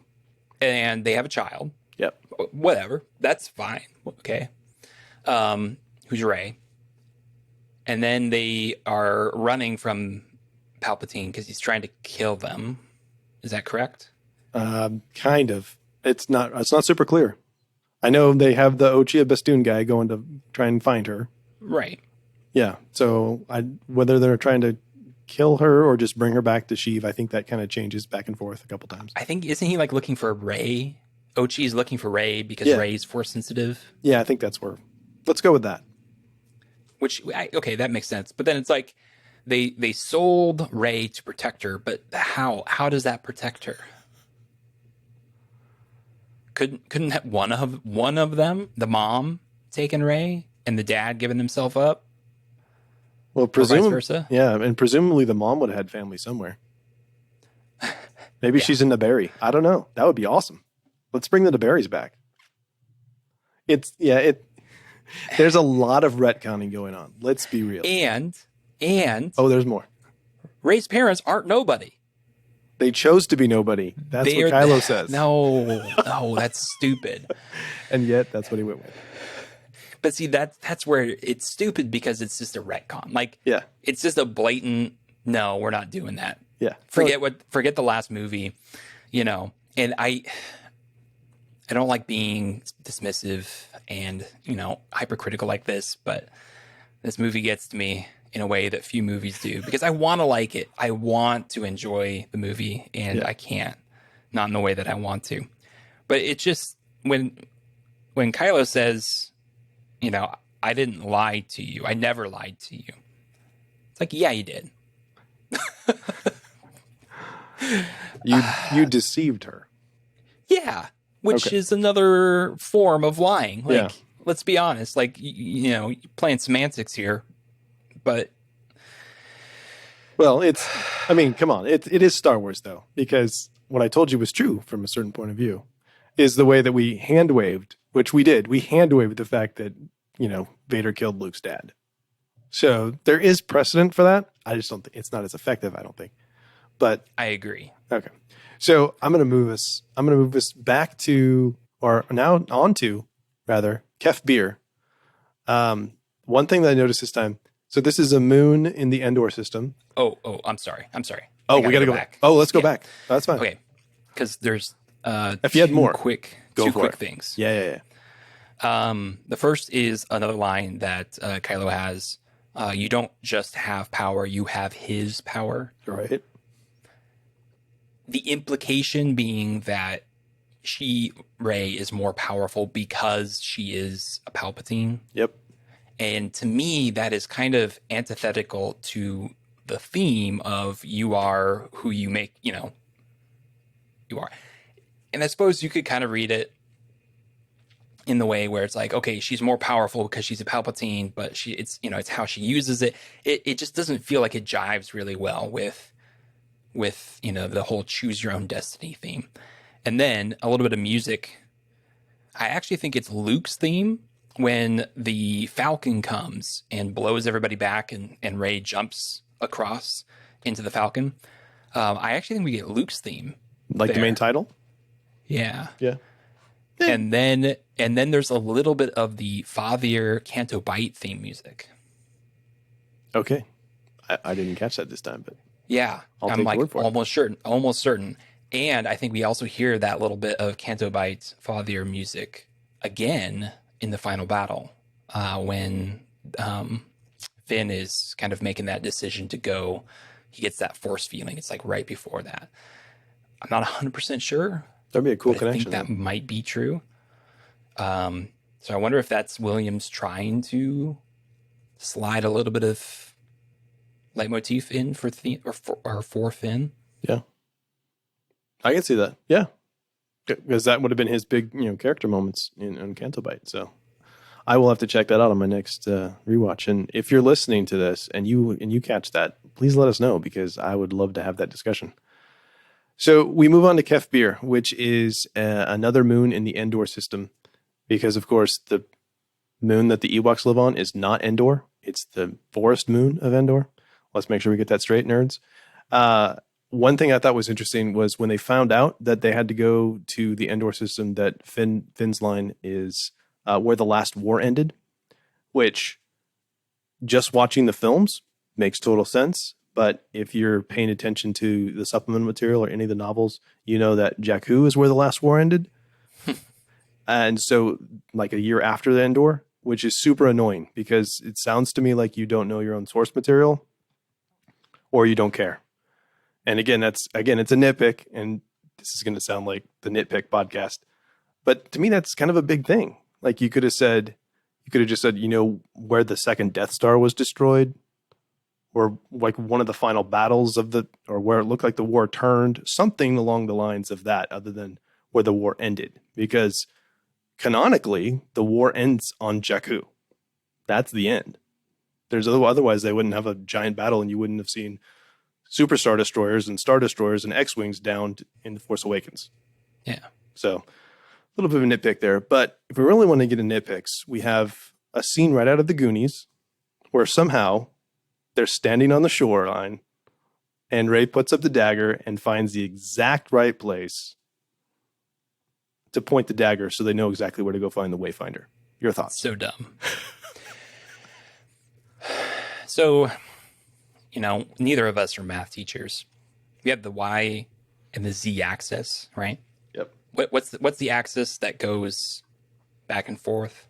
Or Yeah. That's the Z axis. Well, there's the the X and X Y axis, and the Z is depth, right? Right. Okay, sure. Yep. The dagger doesn't show the Z axis. So the Death Star is like the size of a small moon, correct? Yeah. Sure. So how deep into the Death Star is this secret? Yeah.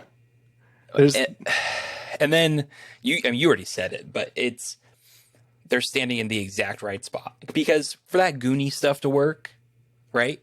You have to be pretty much in the exact location. Yeah. There's this massive sea storm thing going on. It's been a while since I did 8th grade life science, but doesn't water like erode the earth?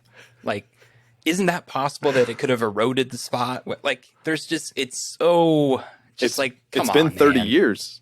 Yeah. So it's silly. Super silly. It is. Now that is a nitpick, because I know there are a lot of people that don't have an issue with that. It's just kind of adds to the pile of it. Right? It does. Yes. So if it would have said in the throne room, just say that. That would have been amazing. Just say that. Or at Star Wars, have a little droid that will like guide you to it, right? Yeah.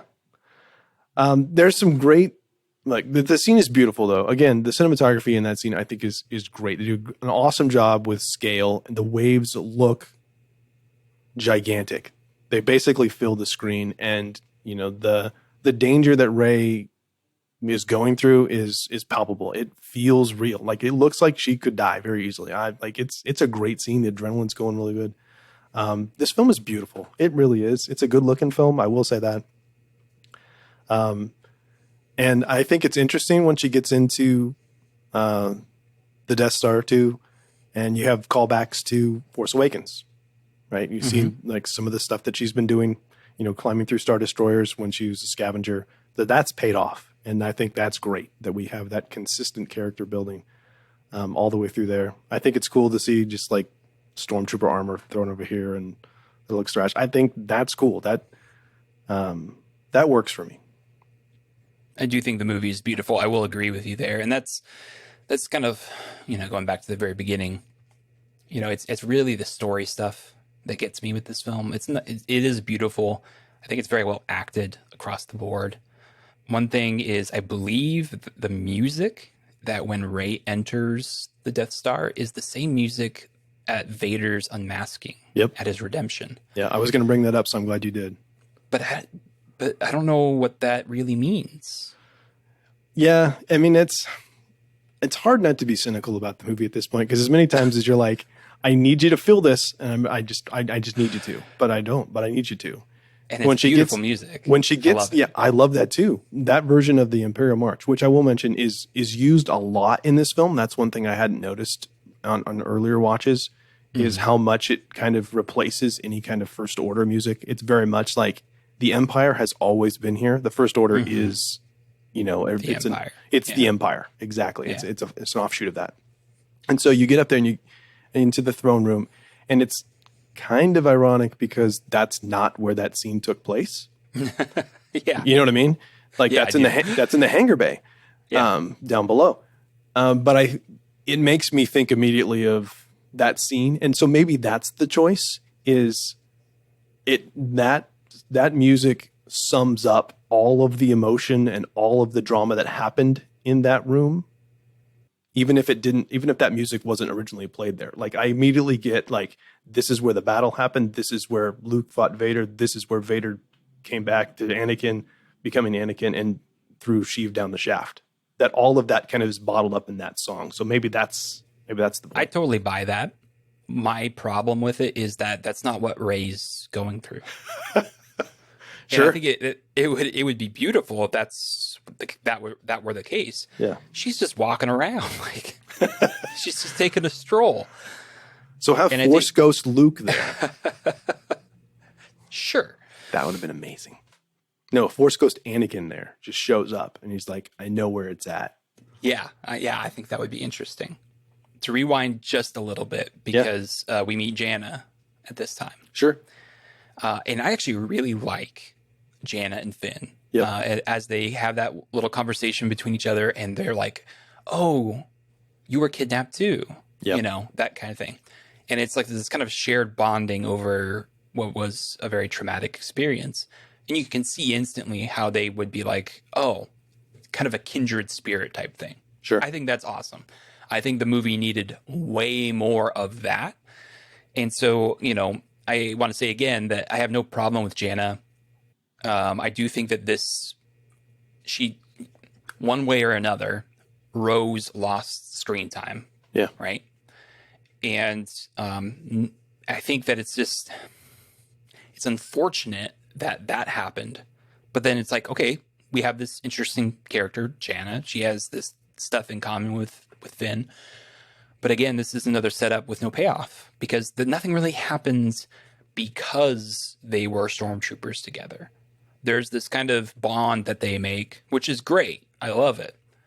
But then there's no payoff, where I was really hoping it would be something like a stormtrooper rebellion, where it's like Jannah and Finn would go in and they would go to the barracks and they would maybe see some people that they used to know, and they would try and convince them, whether it worked or not. But, something where it's like, we're going to use our past as a strength to move forward, something like that. Yeah. And I feel like that was just another missed opportunity, where it's like, okay, you've kind of opened this really interesting box. You have these two characters who went through this trauma. They instantly kind of bond. Awesome. But then there's nothing that like comes from that. You know what I mean? Yeah. And what makes me think, there's a couple things with this. You've heard things about the earlier, like the Colin Trevorrow draft, right? Yeah. Read some of the highlights of that, and Mhm. I know some of that was like there was going to be like Stormtrooper rebellion kind of happening on Yeah. Coruscant, Yeah. right? And so I wonder about some of this, and man, that would have been amazing. It would have been. I would have loved to have seen some of those things.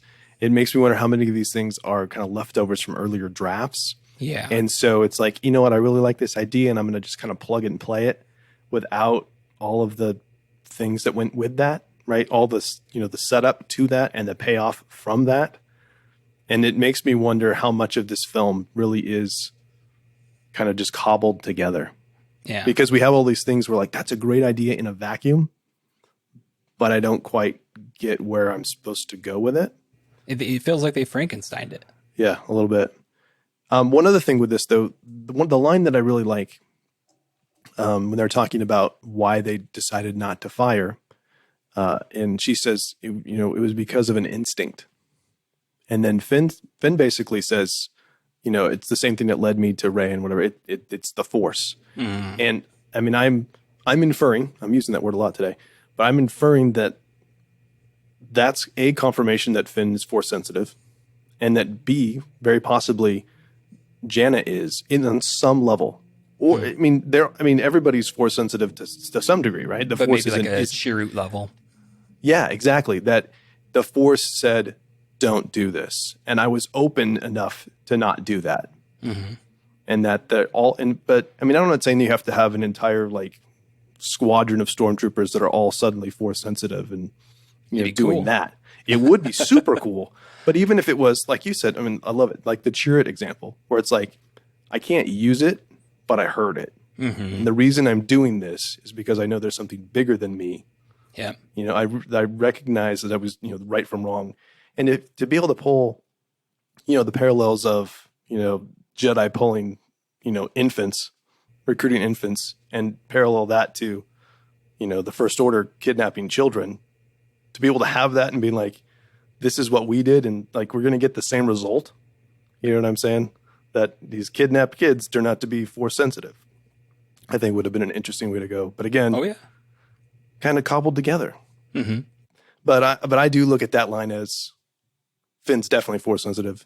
She might be, and that again might be the reason. And I know we talked about this in the last episode we did on The Last Jedi, that you know, and Dan made the point. He thinks that you know Finn didn't fire because he had a conscience. But I think that there's, I think that's a totally fair reading. But I think that there is a little bit of instance here where you could say, yes, but also there may have been a little nudge from the Force to say, don't do this. Yeah. That's kind of the way I read it. A little beyond that, the fight between Rey and Kylo on the Death Star, I think it's fine for the most part. The one part that pulls me out is when Finn runs up and just yells, Rey! And it's like, what are you doing? What? And I remember that distinctly from like the first time I watched it. I was like, what? And I was thinking maybe that wasn't quite, maybe it was kind of like a lull in the fight. No, they're like right in the thick of it. Yep. And it's like, you're not going to go help her. Doesn't she like Force pushes him back too? Yeah. Yeah. But it's No, like, she's like, she's actively like parrying one of Kylo's blows. Yeah. Like she's in the thick of the fight. Yeah. And then he just yells, Rey. It's like, what are you doing? Don't distract her or do something. Help her. And that's Right. where I'm also thinking, like, again, it's a waste of both Finn and Janna, where it's like they both are basically just spectators. They might as well be sitting in the audience with us. They're not doing anything. Yeah, exactly. You made the point of, hey, there's another skimmer, and they use it. We don't see it. It happens off screen.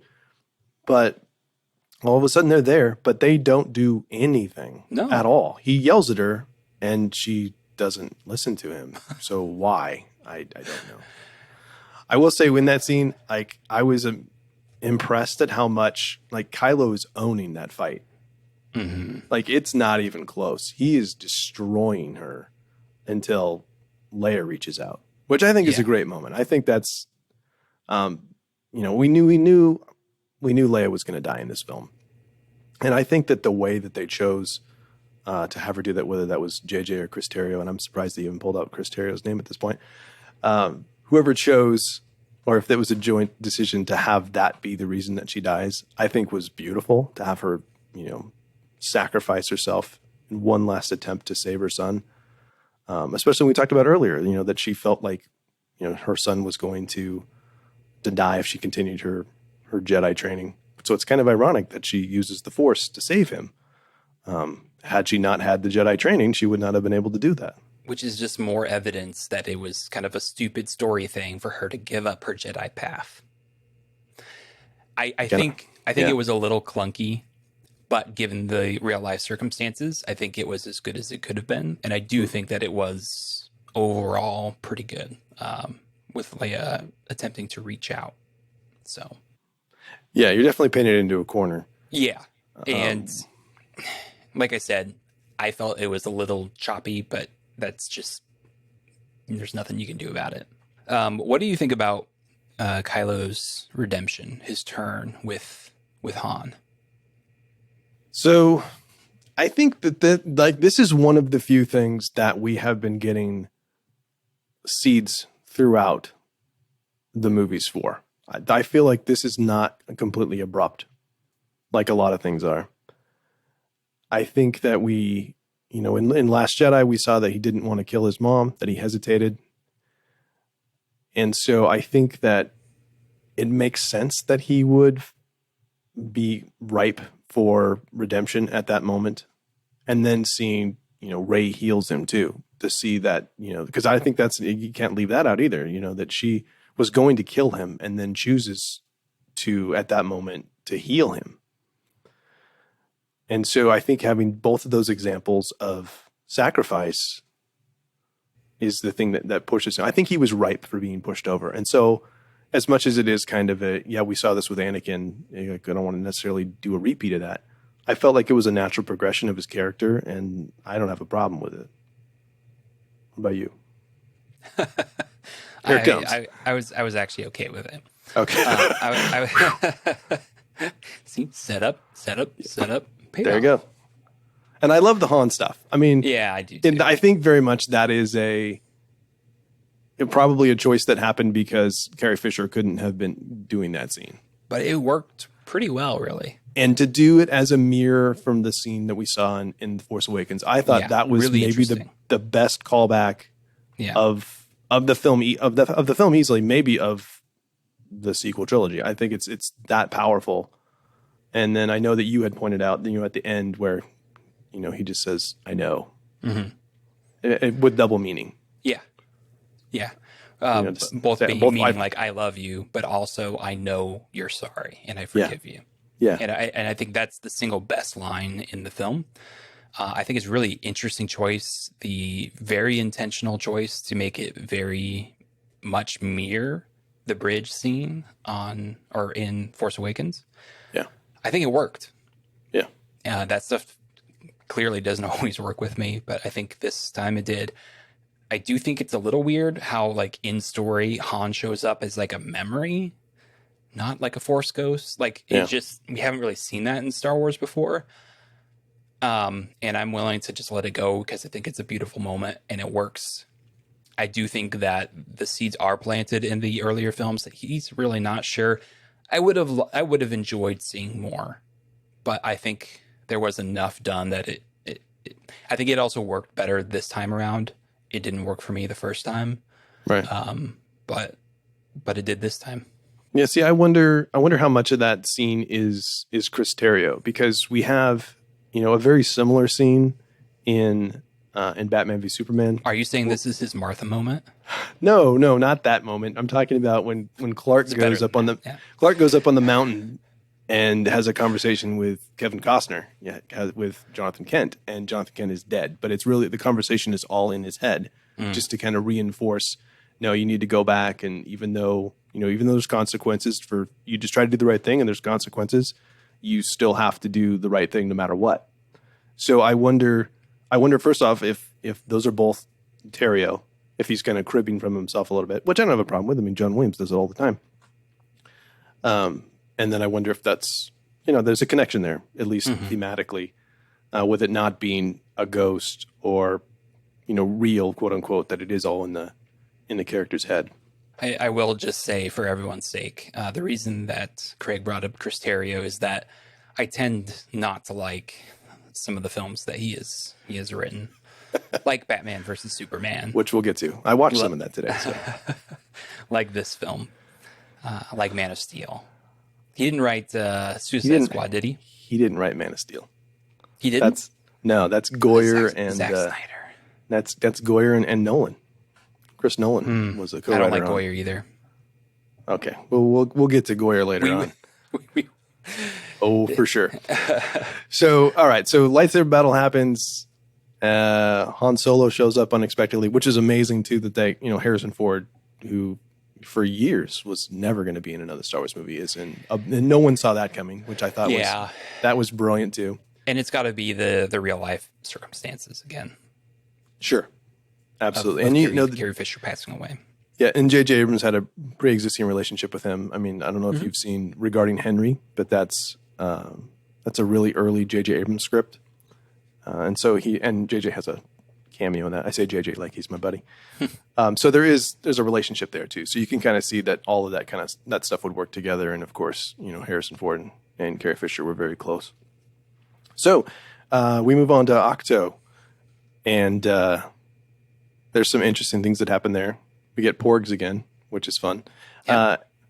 And I'm curious what you think about Luke's line that a Jedi weapon deserves more respect. And if you feel, Mr. Leader, that is a dig at Rian Johnson and Luke throwing the lightsaber over his shoulder at the beginning of The Last Jedi. And that's where it's so hard, because I don't want to judge someone's intentions when I don't really know, right? But it is a little hard not to see some of that, right? And I don't, giving Abrams the benefit of the doubt, I don't think it would seem odd. And Abrams isn't the only one working on it. I mean, you got Kathleen Kennedy, like there's other people, and Kennedy was famous for absolutely loving The Last Jedi. Right. So it's like, I think the true interpretation is that Luke is just trying to teach a lesson. He is just trying to instruct. And it's, to me, it kind of mirrors Obi-Wan's line, Jedi's lightsaber is their life, right? A little different, obviously, but similar in meaning. But it is also a little hard not to read into some of this, because there's several moments of it. One of the big contentious moments in The Last Jedi was when Luke tosses and flips very flippantly the lightsaber away. There's the holo maneuver, which got a lot of online ire towards. And there's a line in this movie talking about, why don't we just do holo maneuvers all the time? Mary says it. And it's just, that's dismissed as a 1 in a million chance. Right. But then they end up doing it later in the film. The fact that Rose is completely cut out of the movie, and she was also a contentious piece for some online fans. So it's just like, it's hard not to look at this and be like, wow, the creative team who made Rise of Skywalker kind of reversed and retconned and did things very different than the creative team of The Last Jedi. And it feels weird being the sequel, right? And it feels weird it being so controversial, The Last Jedi, all this discussion about toxic fandom and all this stuff. And then this movie comes along and it kind of caters to some of the worst stuff. Okay, holo maneuver, if people don't like it for in-canon reasons, that's fine. It doesn't bother me, but whatever, right? In-canon universe stuff, we can argue about that. But Kelly Marie Tran got a lot of very hateful messages and stuff, and that has nothing to do with just fandom, fun, stupid arguments. She was basically bullied off of social media.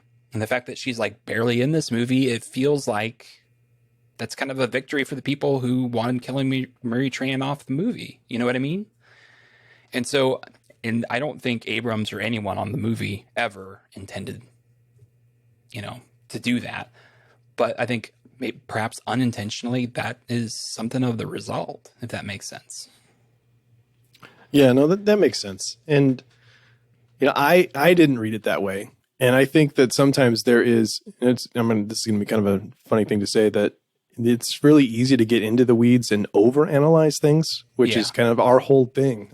Our whole shtick is overanalyzing things. Yeah. But sometimes, it's just a line. Sometimes a cigar is just a cigar. Yeah. It's just a thing. He does say, I was wrong, Mm-hmm. and I never took that as an indictment of the characterization from The Last Jedi. I think that was Rian Johnson's entire thing, was that he was telling us that Luke was wrong when he said the Jedi have to end, and I'm not going to train you. He figures it out by the end and does exactly what they want him to do, just not in the way they anticipated, right? It's very much, the same way that, the Jedi are jerks in the prequels, and midichlorians are stupid. And that's the point. You're supposed to look at that and go, these guys are jerks. They're arrogant. They're leaning on the science too much. They're not what they're supposed to be. It's okay to, have a character be despicable or unlikable in some way. That doesn't mean it's wrong, just because it's different from what you wanted it to be, especially when the character grows from that. And the character admitting that they were wrong earlier is not an indictment of the earlier writing. It just shows the progression of the character. Mm-hmm. So we knew Luke was going to be in this movie, which I thought was interesting, that they just straight out told us, very early on in the production phase, Mark Hamill was in this film, but was of course he's going to be in this film, because we know he can be a Force ghost. And we knew that, Carrie Fisher had passed by this time. So it was we have to have Luke in this film, to kind of fill that mentor role. We thought he'd do more of the mentor role. But he is in here, and he makes some interesting comments. We have the thing we talked about, the flashback earlier. He gives Rey the old lightsaber of Leia, which I thought was cool that she had a lightsaber. I would like more of that story in some form. Give me an animated series, even books, whatever. Give me some... I would like to see more of that. I think that was always something that I wanted to see was Leia as a Jedi, or training like that. And then you find out that, and this is a thing that it's very fuzzy, that, Leia, he says something like, Leia knew that you were a Palpatine. Okay, how? Yeah, I caught that too. And Luke knew. Right. So Luke knew in the last movie when he was still alive? How did he know these things? Yeah. And again, I think it goes to their intended theme of you determine your own destiny, but it's so ham-fisted that it doesn't work for me. And I think you could fix that with, very quick lines. We know Luke did a lot of investigating after Return of the Jedi. Lando mentions it. There's a lot of stuff that's in the canon, the supplement material, in video games and comics and stuff. That they're going, he's looking for Jedi artifacts. It could have very easily, and I came across, I met your dad or something. There could have been any number of ways where in a single line of dialogue, say, yeah, I knew your dad. I knew who you were. In that way. And it'd be okay, cool. You don't have to explain why you didn't tell her. Of course you wouldn't tell her. That's fine. But, I was looking at it now and I'm well, as a Force ghost, he's connected to the Force. He probably has access to all that knowledge. He could have told Leia. That's one way you could look at it too. Yeah. You could have gone that way. It's when I passed into the Force, I found out, and then I was hey sis, by the way, she's a Palpatine. Are we good with this? There's another way you could have gone, but you leave it so vague, and that's such a big thing that you want us to just jump on. Or go with. So that's my thoughts on that. Yeah, there's a brief moment also in here where we see Palpatine send a Star Destroyer to Zori Bliss's planet, Kijimi. And it turns out that there's a little miniature Death Star cannon on the bottom of the Star Destroyer. Yep. Tell me your thoughts on that, Craig. You know what? I was going to say I had a problem with it, but then I just remembered that there's miniature Death Star tech on Crate, on that cannon thing that's going to try and blast open the door on the old Rebel base bunker. So it is, on the one hand, it's kind of silly because you've just, we talked about you raising the stakes. So now there's not one Death Star. There's like 1,000 Death Stars. It's super convenient. Yeah, it is a very easy hand wavy raising the stakes type of thing. It burns me on the inside, like in my soul. It Just hurts. like it burned on the outside all the people of Kajimi. It just raises so many questions. I do see your point about the miniaturized Death Star tech on Crate. I hadn't made that connection. I do kind of see It's that. okay. They didn't either, and they could have very easily and said, "Hey, we took this cannon that we had on Crate and we duplicated it." Something But like that. I don't it know. just raises so many questions. Like, who built them? Were they unionized? Were they properly compensated? Like, what Do you think the average stormtrooper knows how to install a toilet main? was the Sith cultist union? Did they have vacation? I don't know. There's just it pulled me out of Okay. the film, and then once Yeah. I was out of the film, I started thinking. Right, and Yep. nobody wants that, least of all me.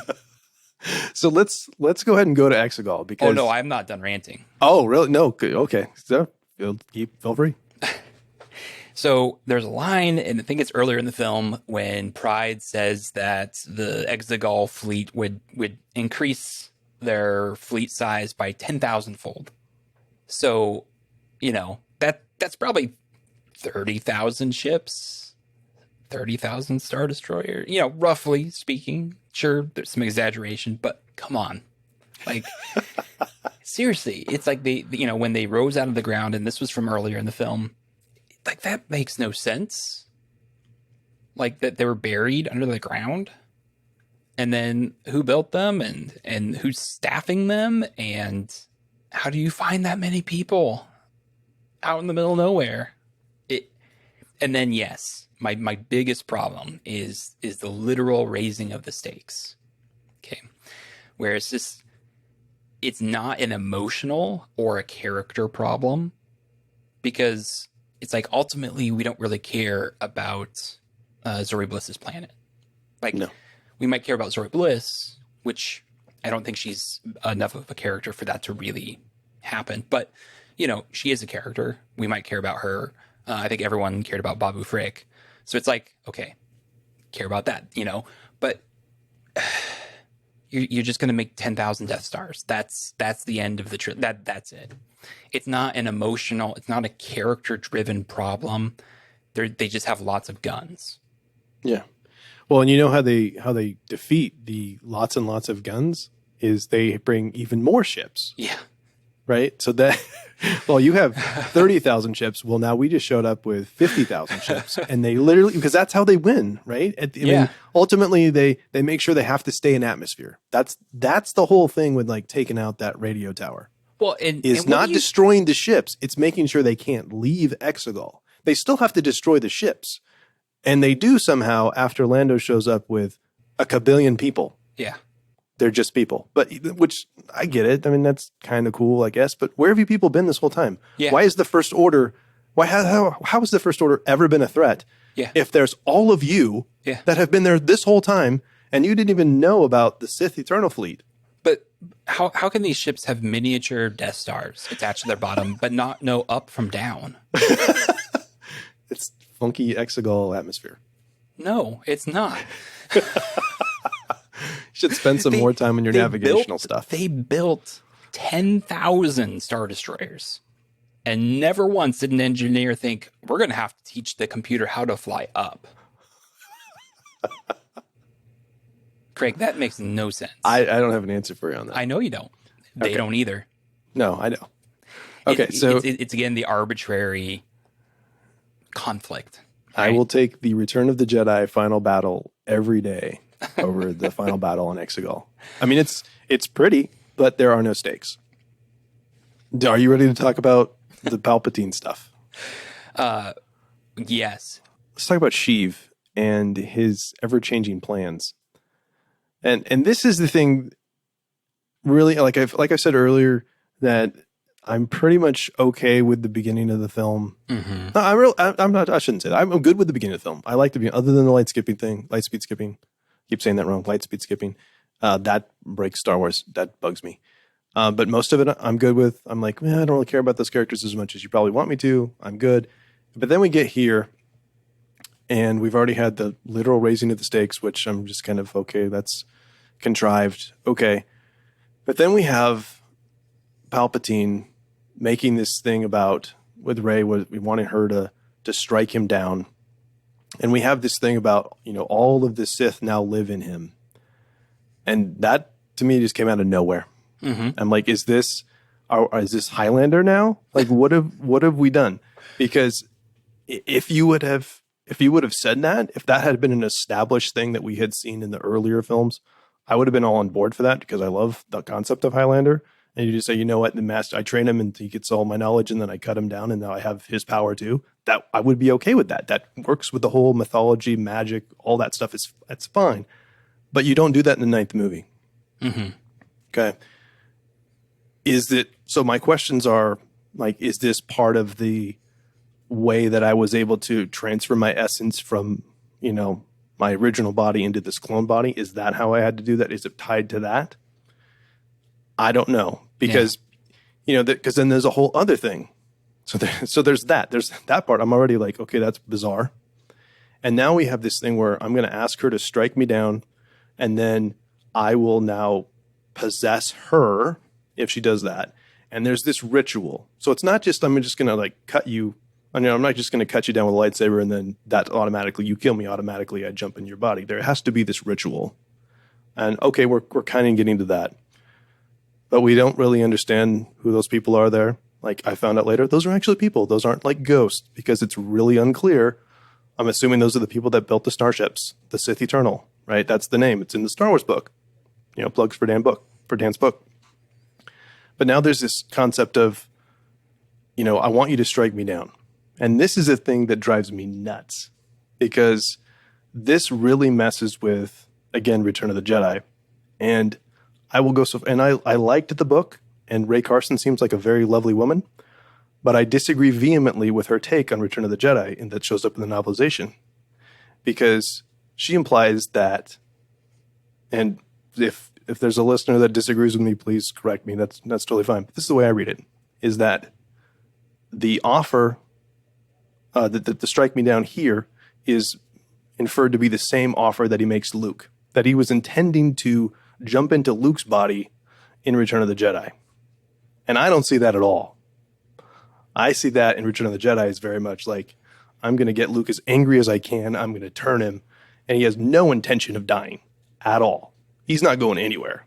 That's why he's laughing when Vader pulls the lightsaber out. And he's like, yeah, no, I just pushed your buttons. That's all he and Vader have done to Luke the last, in those second and third movies. So now you have this whole thing, like, I'm going to possess you. Again, comes out of left field. I don't like it at all. Mm-hmm. What about you? So in my notes, I have written down, what's the difference between killing Palpatine in hate and killing him for like out of justice or something?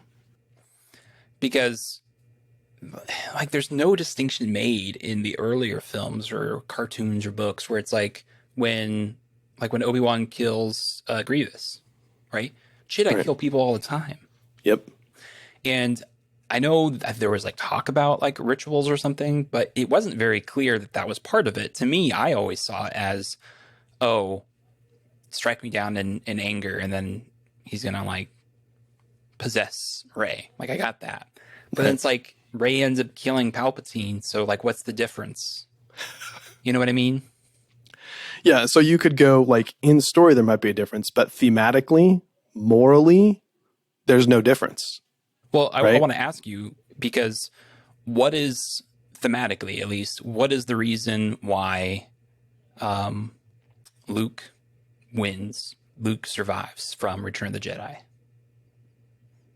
Yeah, see, Luke survives because he believes in his father. Luke goes to sacrifice himself. Luke fully intends to die in an effort to save his father. He has a chance to kill Vader and throws away the lightsaber. So thematically, we might say that it's like the familial love Right. that Luke has for his father. Like Yeah. you said, he fully believes that Anakin is still there.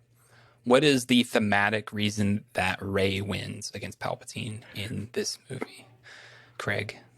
That Sheev is too stupid to stop electrocuting her or trying to, and that with two lightsabers, because one lightsaber was not enough, but with Right. two lightsabers, I can block it better and explode you. It is And it so looks arbitrary. cool on screen. It's completely arbitrary. There is no reason. No. And it's like they say that line, I am all the Sith. I am Iron Man. Oh wait, no. I am all the Jedi. I can't not hear that. It's like, okay, it's whatever is a line, but thematically it's like, okay, so she wins because the Jedi are just stronger than the Sith, but I thought there was supposed to be like balance between the two, right? That the Sith, like the dark side and the light side, have to coexist in balance with one another. You can't have one without the other. The problem comes when they get too intense. It's too concentrated on all the dark stuff, right? Or too concentrated on all the light. You have the Jedi in the prequels who are they've become too concentrated. They're too legalistic. They're too prideful. They've basically taken the light side and gone off the deep end. And the Sith are the exact same, where death is a natural part of life, right? Yeah. And you can't have life without death.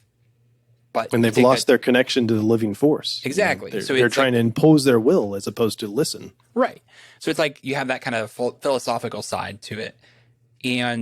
But that doesn't make any sense with I am all the Sith, I am all the Jedi, and then she suddenly wins because of that, right? But that's kind of the implication. Yeah. The other part is the giant lightning wave that he shoots up. Yeah. So dumb.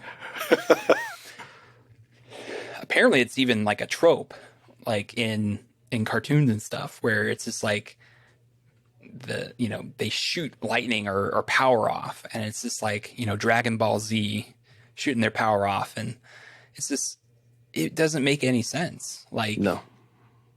And we've already seen that scene in Return of the Jedi, and it was done much better.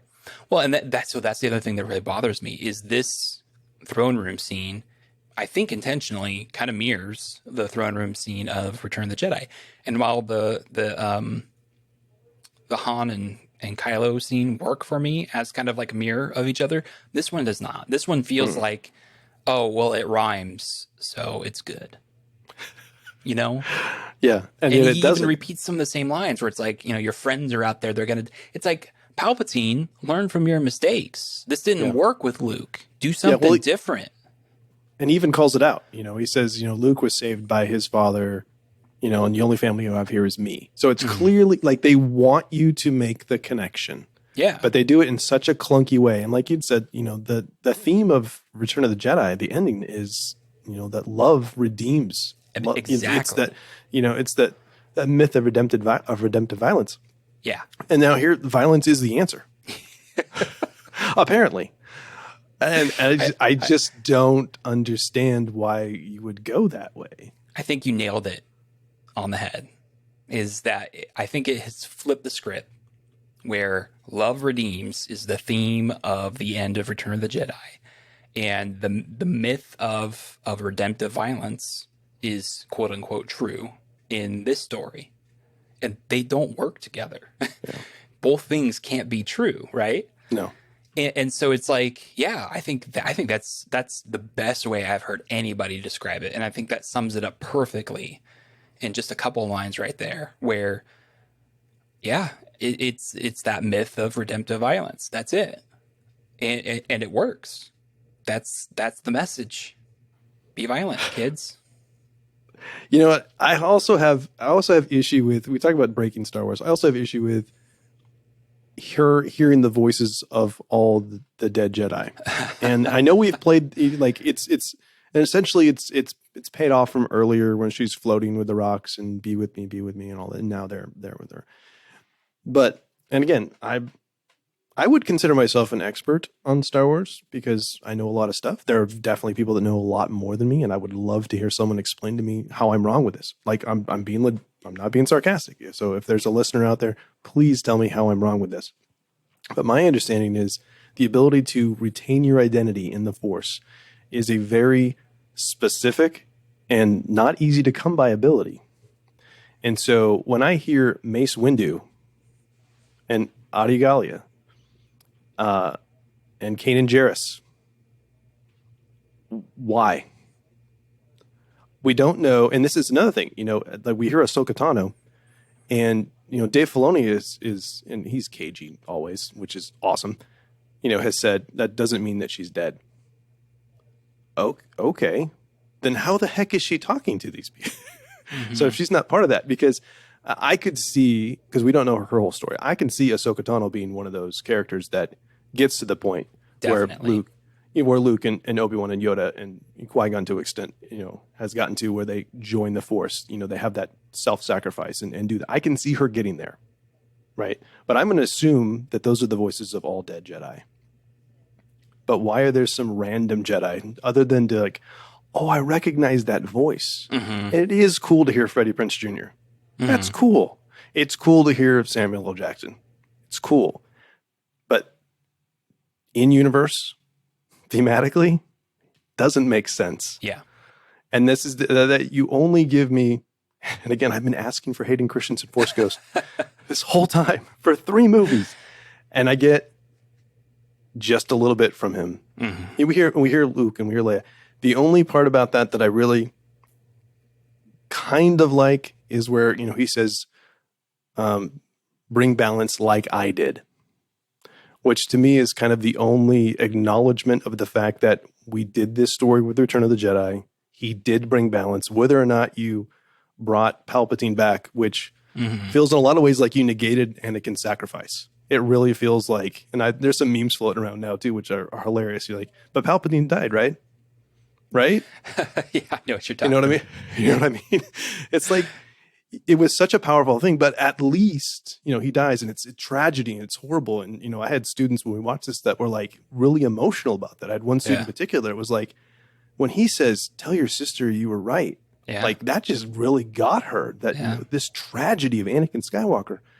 And now you've made it like, yeah, but Palpatine didn't even die. It's like, wow. I mean, it to me, and I love that movie so much that it just kind of took the power of that away. And so at least you have the, yes, we confirmed the fact that he did bring balance. So even if he didn't, kill Palpatine, we can assume he did, I guess, destroy he did the his Sith, job, right? For the moment. Yeah.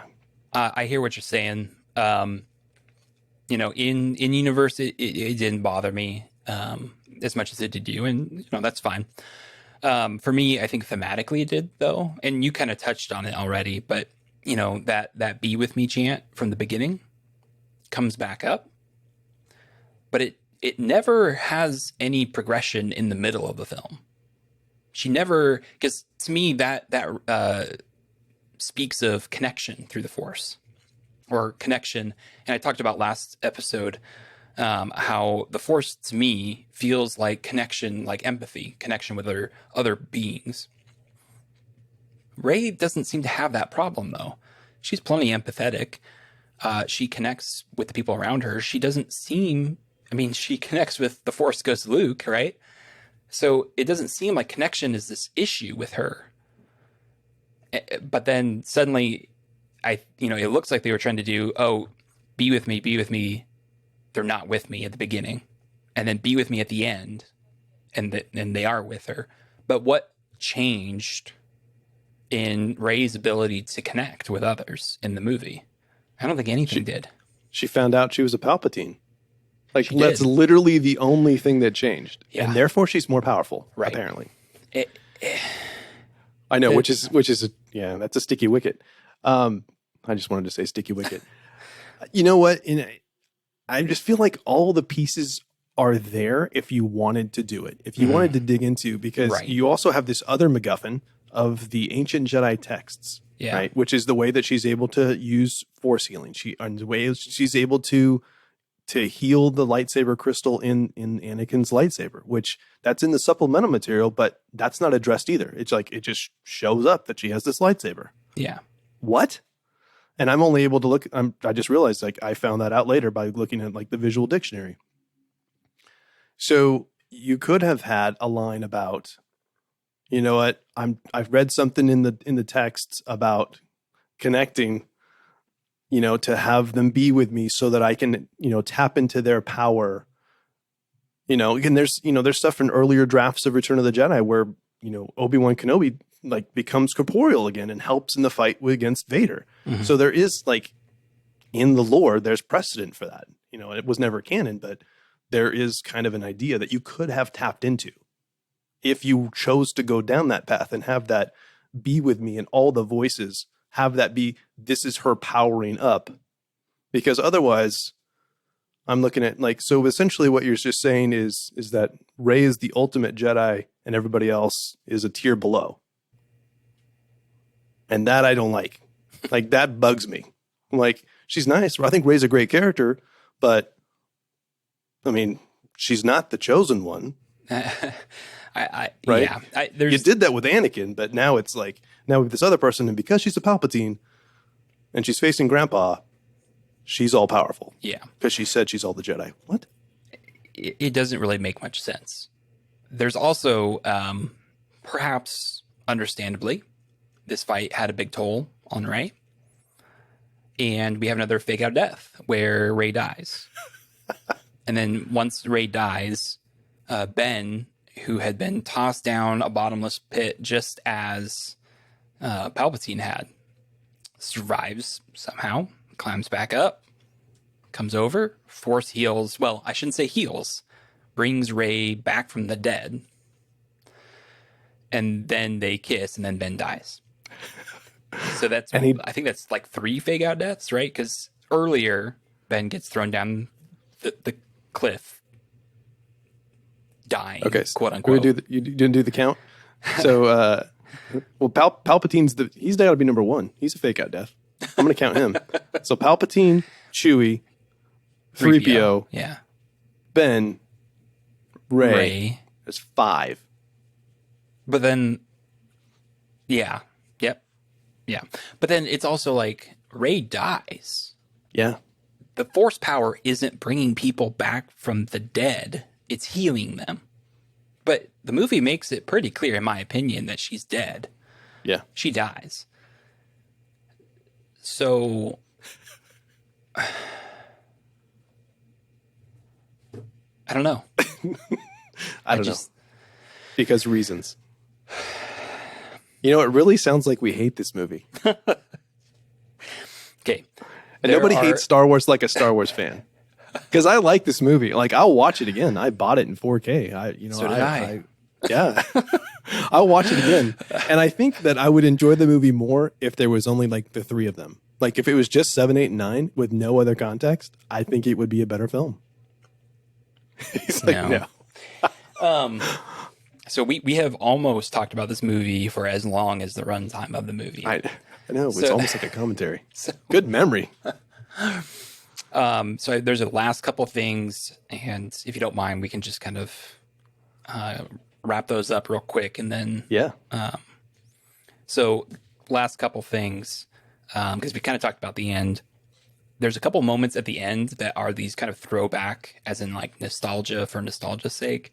When Rey flies up in her X-Wing from Exegol, I think it's Poe says Red 5, or maybe it's not Poe, but someone says, "Oh, it's Red 5. Red 5 is alive," or something. But it's like Rey was never Red 5. No, we know Red 5 from A New Hope, right? From Luke's X-Wing. So it's like that's just a callback. That's just nostalgia.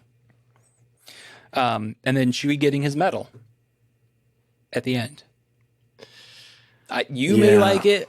No, I don't like it. This is what I dislike about it, is that it's not explained well enough that what it is that Leia is clutching Han's medal. Yes. And that Maz Kanata, who's in this film for some reason, again, she's stealing time from Rose Tico, Chewie's getting Han's medal. So he's getting that last connection to Han, is what could have been explained and would have made that moment powerful. Yeah. but it doesn't look like that. It looks like, hey, you know what? Chewie didn't get a medal in A New Hope at the end. So here's a medal for years Chewie. later, we're going to fix it. That's what it looks like. Yeah. And you know what? And there's another thing that happened with there that, and it's unfortunate that I just know stuff and I can't turn it off sometimes in my brain. As I look at, Chewie finds out that Leia died and, crumples to the ground, and I don't feel it because I know that's not Peter Mayhew in the costume. Mm. And I think Jonas does a great job as Chewie. I think he's fantastic as Chewie. I loved him in Solo. I loved him in everything that he's done. But he's not Peter Mayhew. Yeah. And so as much as that's Chewie, it's not the same. And I totally understand that. I think that's something that we can't hold against the movie. Yeah. But Agreed. I get that. Last thing, there's a couple other points, but really the last kind of big one is the true end. Rey on Tatooine. Yep. Bearing the lightsabers, and Rey Skywalker. What are your thoughts? Okay. I've kind of come to an agreement on, or I'm okay with it at this point, because I look at it as like within the Christian religion that you take the name, that becomes your identity. I can see that. Is it earned is a separate question. I see your point about, just Rey being the way to end that. My biggest problem with that scene, though, is that you have Luke and you have Leia. Why is there no Ben? And why is there no Anakin Skywalker? Because again, I want the Anakin Skywalker. But like thematically, that makes so much more sense. Why on earth is Ben not there? I think is ridiculous. Like we just saw him. He's the reason that she's alive. Does Ben's body disappear? It does. I didn't remember that. So yeah. So he's joined the Force. And the turnaround time on that stuff's pretty quick because we saw Anakin show up in Return of the Jedi, pretty soon after he died. So I think that would have made it it sounds kind of silly to say it this way, but I think having those four there, to have the Skywalker clan there to acknowledge her doing that, I think would have made more sense. And I think that would have worked for me better, if that makes sense. Mm-hmm. But just being it's Luke and Leia and they were my masters, and so I'm taking their thing, but it's like you're missing, there's a, and it didn't take much to do that. I mean, you already had Adam Driver in the film. Why is he not in that last scene? And let him say something, for crying out loud. Yeah. After he turns. That's another point going back is that he could have just said, it's okay. That would have been awesome. And she'd just say Skywalker. And you're like, okay. He just said it was okay. I think it's insane that Ben doesn't have any lines in the film after his turn. Nope. I don't think he says a single thing, does he? He says, ouch. Yeah, but that doesn't count. No, it doesn't count. So this is where I will plug Ian Desher's Rise of Skywalker Shakespearean adaptation. I think it's called The Merry Rise of Skywalker. Yeah, so in Ian Desher's book, he gives Ben Solo dialogue and, kind of rectifies that.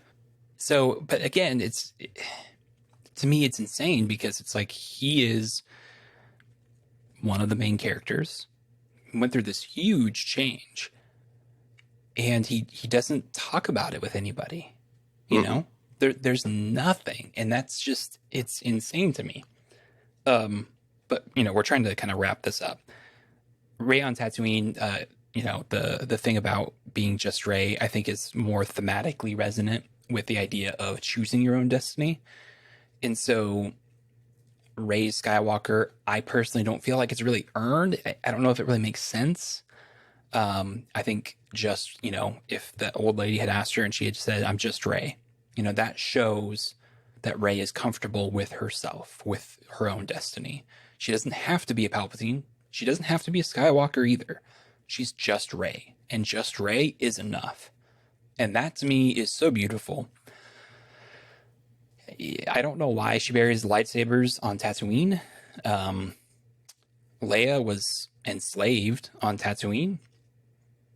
Luke wanted nothing more than to get away from Tatooine, and then saw his aunt and uncle, who were really his only family, who ever really cared for him, completely vaporized on that planet. I don't know. It just doesn't seem like the place that And didn't really again, work. this is why you need to have Hayden Christensen in the movie, because it's the origin of the Skywalkers. And I'm saying it kind of tongue in cheek, but I really do mean it, that if you have him there and you have him just kind of nod that like we're bringing the Skywalkers to a close. And then it is kind of, yeah, but see, then I don't know if I like about the taking the name, but if it's the end of the Skywalkers, right? I'm burying the Skywalkers. But I don't know. I think that there's pick one. I think right? it's a great point of, okay, it's the end of the Skywalkers, and this is where the journey began. This is where it ends. But then it doesn't really end because Rey is now Skywalker. Yeah. So Palpatine eliminated all the Skywalkers in the Solos, and like his heir took their name. I didn't make that up. Somebody else said that first, but there is an irony there. Yeah.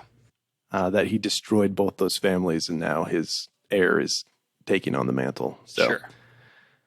Yeah, it feels a little bit like fan service, a little bit like, hey, you know what? She wasn't Luke's daughter, like a lot of you thought, and like that was one of my theories after Force Awakens.